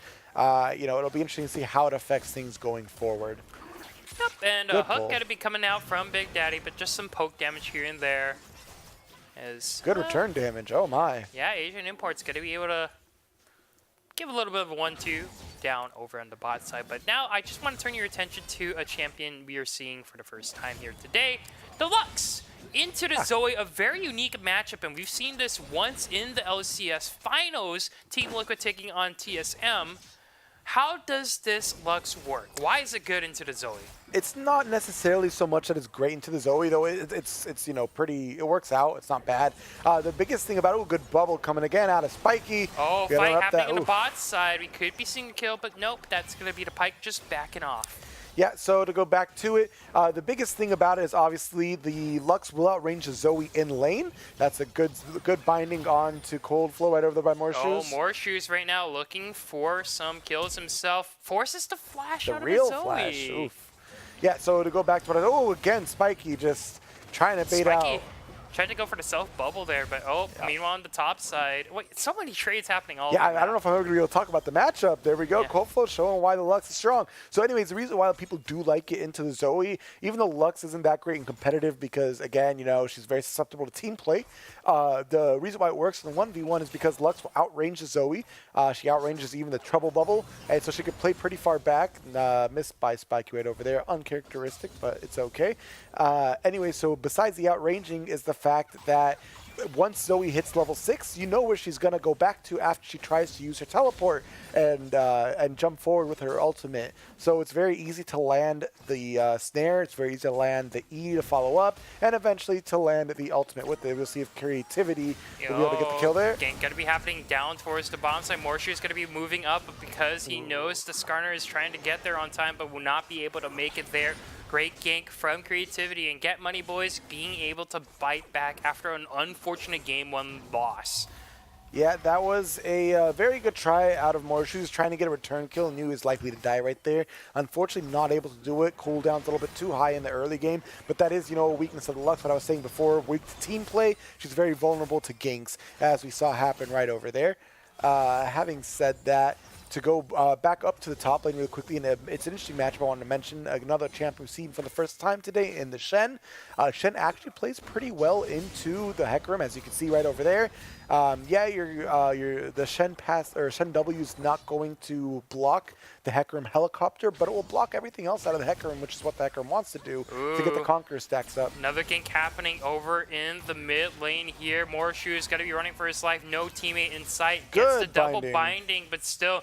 has a long way to go if he wants to escape. Has to walk through the middle lane, but Hecarim is on his way to cut off more shoes. Yeah, it's not going to be an execute, but me on the bot side, Ramon's all by himself. Oh, the blast cone, not going to be enough. Tries to flash out. Oh, he actually gets the kill. The turnaround. More shoes is still running for his life as the rest of the team is trying to catch up to him. Shen, where are you? Save this man, but he turns it around. A 1-for-1, 2-man top, but right now it's a 2v3 over on top side. Creativity could be going out, but gets the smite as Arcros still trying to see if he can get anything. He's going to get 1 kill out of Creativity Yoke as the hook not going to be able to lag. Barricade still trying to run away, but overall, Get Money Boys going to be able to take 3 for 1. They are going to be very happy with the trade in the end as more shoes did not get any help there. Yeah, no, definitely a few misplays coming out. Akros a little too late to respond to Hecarim leaving and trying to go for the lugs. He definitely is maybe like a miscommunication error there or something along those lines. I don't know. He also then decided to leave his target alone, the low health target, decided to go for the Zoe. He'd never really have any hope of catching up on, so he just picked up flashes left and right. He's not really going to be able to do anything there. So why not just go for the kill earlier? I don't know, lets himself get low. Hecarim comes through, uses his own ignite in order to get the kill, and now that kind of evens out the lane just a little bit, but it's still a Shen favored lane. Shen kind of answers a lot of what the Hecarim wants to do and is tankier. So until later on, Hecarim's really going to have some trouble in this lane without any jungle presence. Oh, right now, speaking of jungle presence, we already see Creativity Will coming up to the top side. Is going to be looking to see if he can get the kill right there. But I don't think Arcros is going to be very long for this world. Creativity Yoke going to be able to get the kill right there and Get Money Boys 6-2, looking to get the comeback here and dethrone the Asian Imports. Yeah, definitely they're going to try to get that reverse sweep coming. It's still too early to tell, but definitely making good early game movements. That is a very big main wave. Yeah, that's exactly what I was going to say next. While the turret plate is nice and all, what's more important, all that farm being on Akros is actually huge. He's going to lose out on the equivalent of about 2 to 3 waves worth of gold, since that's a lot of range minions also going down. So now he's down in CS and also down in pressure, down in kills. It's going to be a little bit harder for him. Having said, though, again, he is a Shen. He can stay in the lane pretty comfortably. Not bad, more shoes. Mid lane. We are looking right now. A gank once again coming out for Creativity Yoke. And Creativity Yoke on this Rex side is doing a fantastic job on constantly applying pressure to this lane. But right now, Creativity Yoke just got to overstay his welcome a little bit. Oh, can he get the snipe out? He does have his ultimate. Oh, no. Creativity Yoke going to get sniped out. Maybe. Nope, doesn't even channel. There it is. Actually going to be looking to see if he can get the kill, but won't be able to get it. Spiky going to be able to get the kill with the ignite, as we also did see the rest of the team of Imports. They're going to be looking to support their mid laner, and they pick up a kill for themselves. Not what you wanted for Get Money Boys. Yeah, I will say this much. I expected Morshoes to play a little bit differently. I think what he should have done. Oh, the snipe! Cold flow! Going to be able to get one for himself, and now Spiky Boy's trying to avenge his fallen teammate. But is one more. And the Bumblebee blocked by the minion. The 1-for-1 trade in the mid lane. And Spiky gonna be the carry of this game. But now he's gonna be in a lot of trouble all by himself. Uses the tidal wave, but here comes the rest of the Asian Imports turning it around. Big Daddy gonna get taken down by Kenzito. And that is a great play actually coming out for Asian Imports. A great beat from Spiky. Spiky is the true carry. He's saying, look at me, I am the support now. I am the carry now. That is what he's saying right there. Let's get this fight up in the top lane. It's basically 2 tanks kind of whacking at each other with a wet noodle stick. It's definitely on the slower side. Akros will win out on those trades, but go back to it. Spiky, my man Spiky, he is going through. He's landing the bubbles, landing the damage, getting the roams off. Really proud to see that. Yep, and right now over in the top side, we actually may be seeing a trade go wrong, or will it? One more hit should do it from either player, but they don't want to risk it. They both walk off. Yeah, they were both 1 hit away. I can see why Akros backed off. He wasn't sure if the helicopter was about to come back up. Conversely, Emerus was not sure if the Q cooldown off Akros was about to come back and give him a shield. So both decided to respect each other and back off. Having said that, though, Akros is still in a tough spot. He's down in CS, and it's just going to be a little bit rougher without any Skarner visitation. Yep, and right now, the gold is only down a about 400 at the moment. As Get Money Boys, they are up 2 kills, but they haven't been able to find an objective just yet. The big reason for that only 400 lead on the side of Get Money Boys is, yes, they got the turret plates, but look at that big CS difference between Lux and Zoe. That is quite the difference in 22 CS differential at only 10 minutes in. Morshoes definitely flexing a little bit. He has been caught out a few times. So he's able to shore that up as the game progresses, because if not, that's going to be one of Get Money Boys' way to get ahead and close out this game. Yep, and we do see right now Asian Imports going to see if they can continue to build that goal lead to mask the pressure that they had last game. But we do see in the top side right now, Creativity Yoki's going to be going for another gank, but Akaros, he does have the Shadow Dash, so he's going to be safe and Yep, able to just taunt away. Like I said, there's a reason that they picked Shen. It's definitely not a bad matchup by any means, and does well in the 1v1. Over in the bot side, Predator is going to be popped. Here comes the United can come Skarner. through. They're going to be looking for the Corky here, and Kenzito gets an easy kill for himself. Great gank in the bot side, but Bear King. Yeah, no, I was thinking that maybe they decided to have they'd make the call for Akros to use Stand United and join them, try to get the double kill and then go for the turret, but it looks like they made the decision not to because Akros needed to catch up on farm. Right now, Morshoe's trying to play to the dominant side, but not far enough back. Where's the Stand United? Morshoe's in a lot of trouble. Is going to be going down quite soon. Akaros, come on, man! The team was there. Why didn't you save him? Get Money Boys able to get a kill in the mid lane. That was just too far away. Honestly, Morshoes is not respecting the Sleepy damage Trouble enough. Bubble gonna land along boy. the hook. Spiky gonna be in a lot of trouble. CC Stunned chain. up, and there's the Stand United, but Too a little late. bit too late. Get Money Boys is able to get another kill for himself, a 2-0. Yeah, this right here, this series of plays, what we call disrespect. This is them not respecting the pick potential, the CC, and the damage coming out from Get Money Boys. Morshoes playing too far up in his lane. Right there you see the final spark coming just to clear the wave.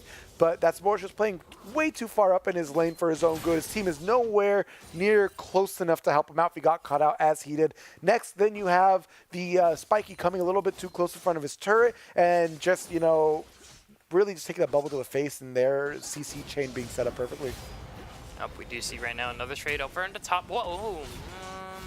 Early flash. Not really too sure I agree with this for Akaros right now. Yeah, that was a bit of a question mark flash. He but I guess he loses just, it, yeah. He doesn't have the vision to know if creativity is coming back again for a turn kick. He has been, visited twice so far. So this is probably just him just saying, you know what, Hecarim's playing a little aggressive. Maybe I'm about to get ganked, and he backed off. So that's my assumption. I just want to give him a benefit of the doubt there.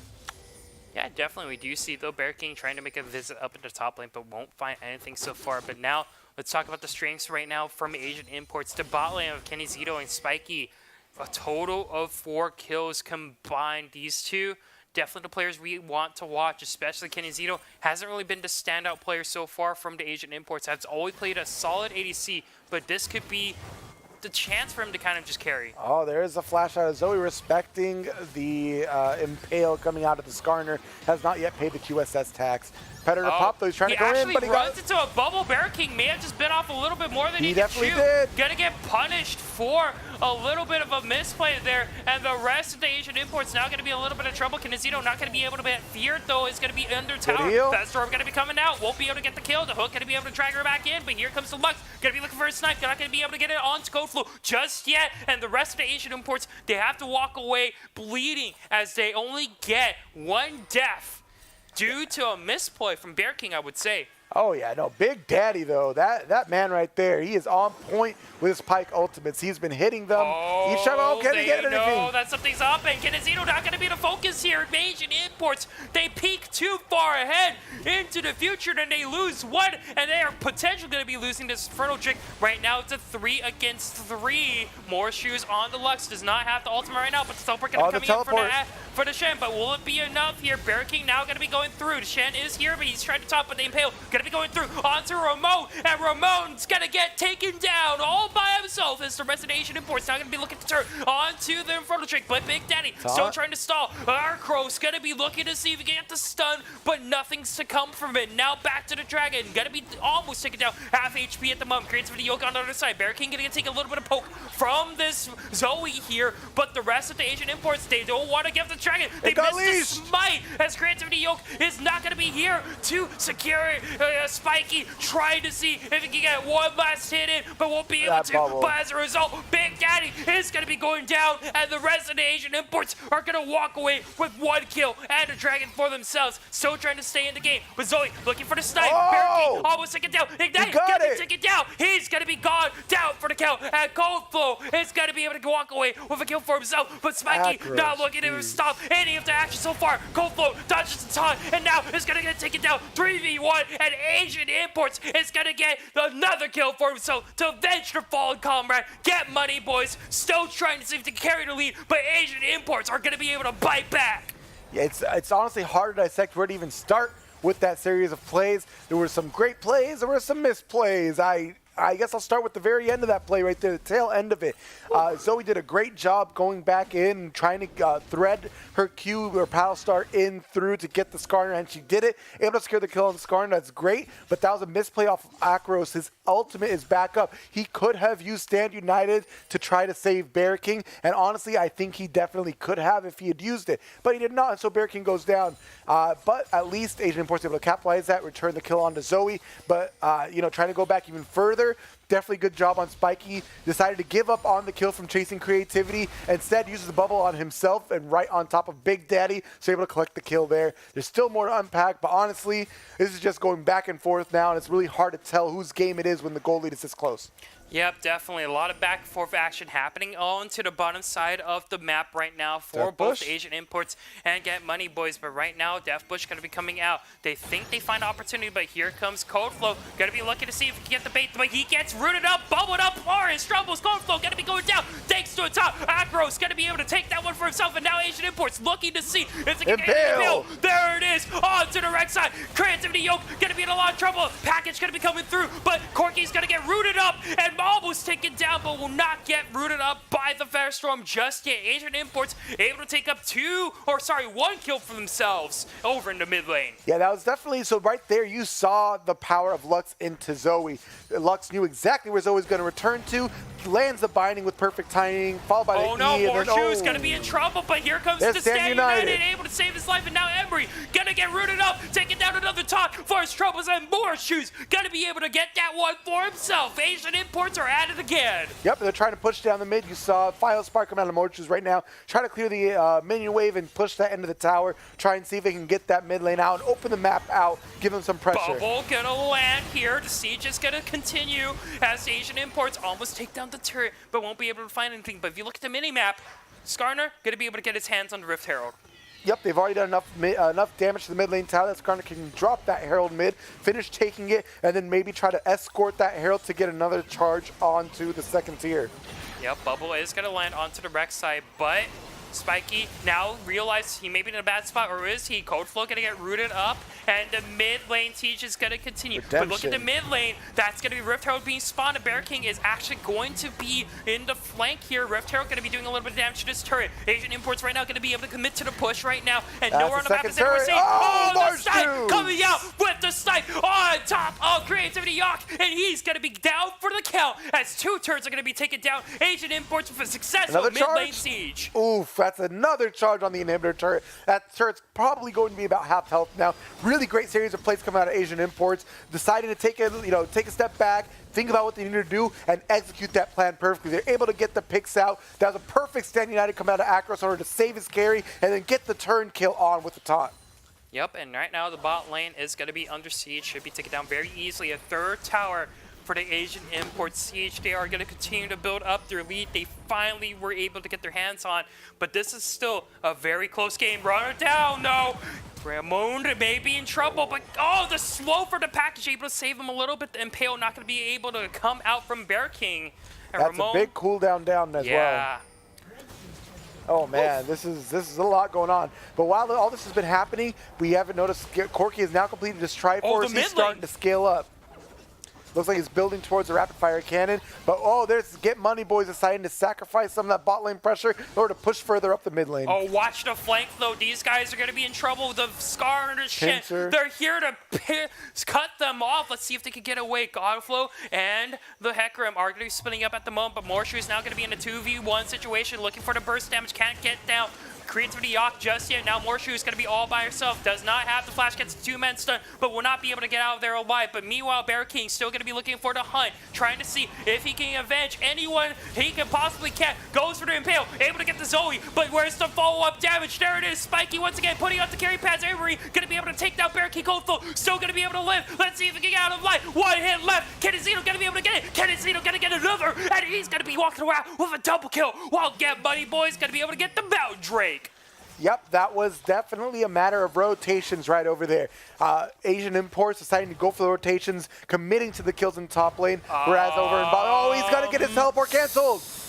Not sure it's worth the life, though. Yeah, Big Daddy going to be able to trade his life, but that is a big cooldown, about 7 to 8 minutes on the teleport, but the bot lane turret will get taken down here. I think Get Money Boys are willing to trade that. Yeah, in the end, I believe so. I would definitely agree with you. However, I do think that Big Daddy could have just gone for the hook instead and just used that to cancel, because the displacement would also have worked rather than going in for the stun and then just kind of sacrificing himself for no reason.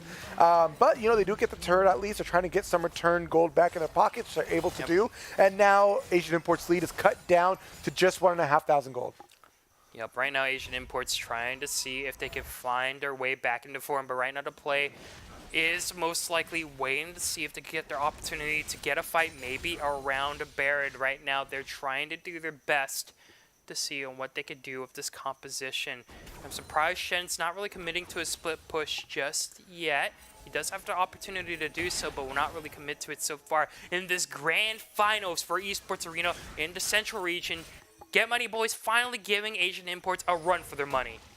Yeah, no, there's definitely very different game than we saw in game one. I'm liking this out of the Get Money Boys. Akiro still going to be in a lot of trouble. Oh, he got cut. Out, but here comes the Lux Ultimate Action, a 1-for-1 trade. The burst damage from Morshoes doing so much, as right now Impale going to be going out. Akiro now going to be running for his life, but going to be unstoppable for a little bit longer. The slow's going to be put down, but here comes Creativity out from behind. But was that the best option? Goes for the kill. A 1-for-1 trade happening over on the blue side of the jungle that right now takes it to a 3-on-3 over near the Baron pit, but I don't think Asian Imports will go for anything else. I don't think they have the damage to really do the Baron just yet, at least not without more enemies missing off of the side of Get Money Boys. Flank is going to get no Impale though. Up.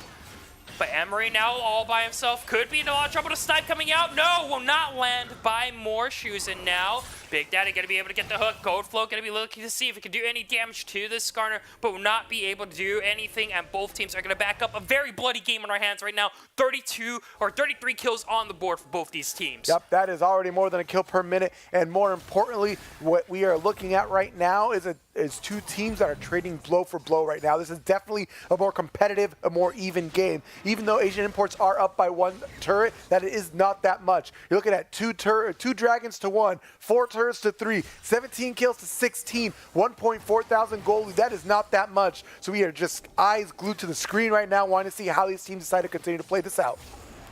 Yep, right now we do see that both these teams are kind of neck to neck. No one really having a true lead besides the Rek'Sai having about 3k over his opponent. Bigger than the bot lane deficit right now. So Creativity Yawk, definitely the unsung hero for Get Money Boys, doing a lot of work on this champion so far. Yes, but the benefit of the Skarner is that you don't need as much money to be successful. And also, the thing about the Rek'Sai is you don't want the Rek'Sai to have all your kills.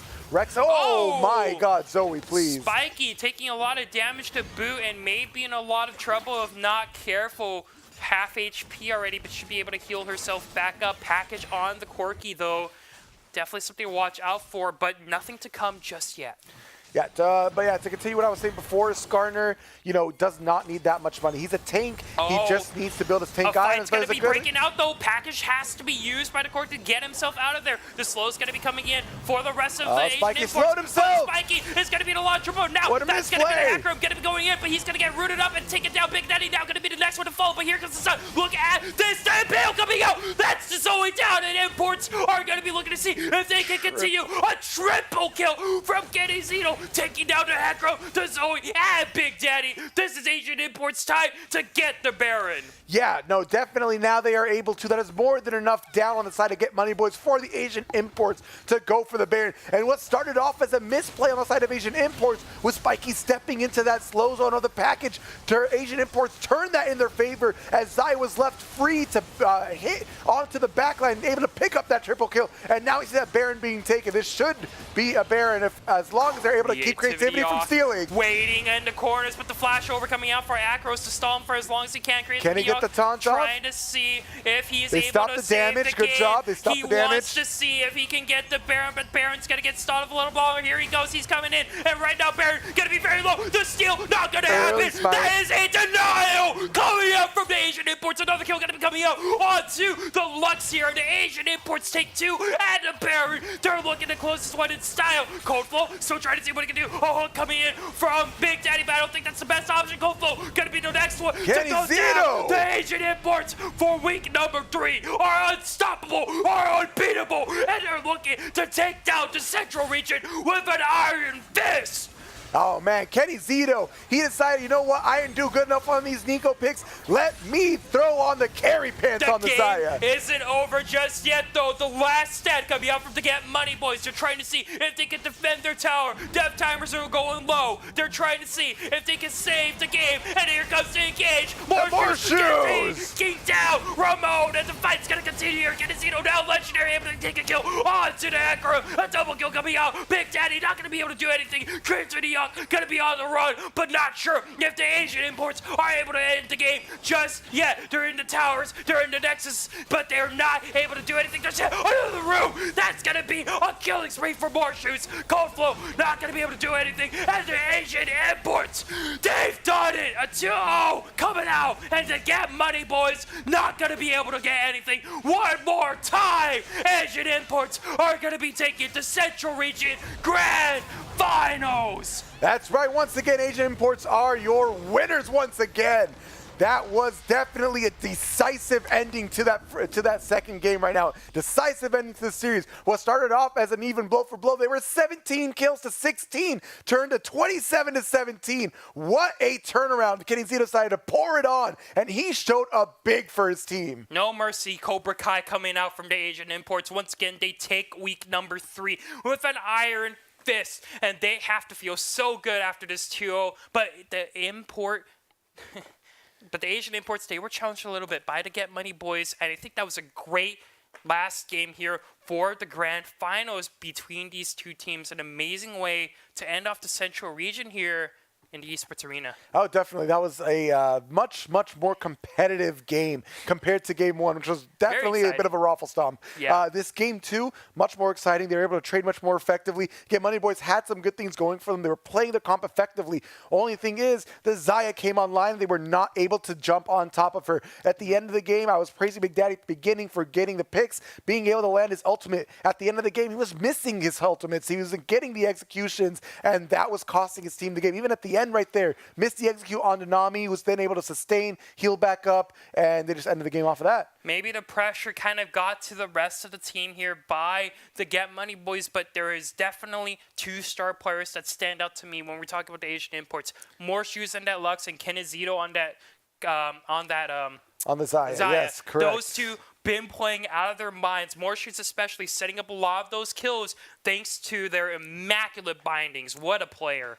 Yeah, no, I mean, definitely Kenizito showed up, which is good because the Skarner, not the best look for King, Bear King, you know, in the jungle. Definitely not the best look. Again, wasn't terrible, but again, didn't do that much. He had a lot of failed engages, missed flashes, missed opportunities. It was clear that it was not really a comfort pick for him. I don't even remember really seeing the Righteous Glory out on him either. I just, again, not really all that enthused compared to his other picks, but luckily, Kenizito then stepped up. Spiky stayed consistent. Clearly his comfort pick. Nami, you cannot give the man his Nami because, you know, he shows up.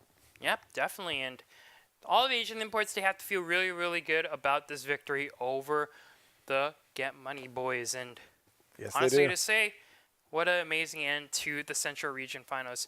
But unfortunately, that is going to mark the end of this broadcast here. We've seen a lot of great plays from all over the regions here, from Spokane, from Colorado Springs, from the West region and the Central region.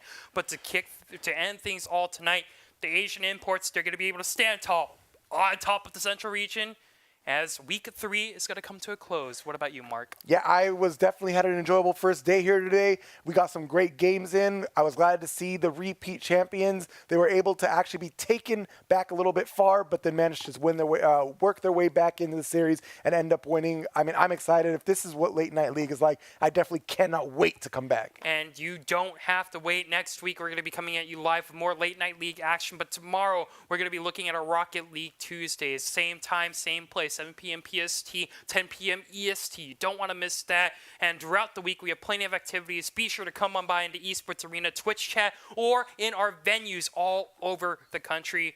Thank you all so much for watching. Once again, my name is XT. I'm joined here by Mark, and we're going to be signing off tonight. Have a good night, everyone, and take care. Take it easy. Good night.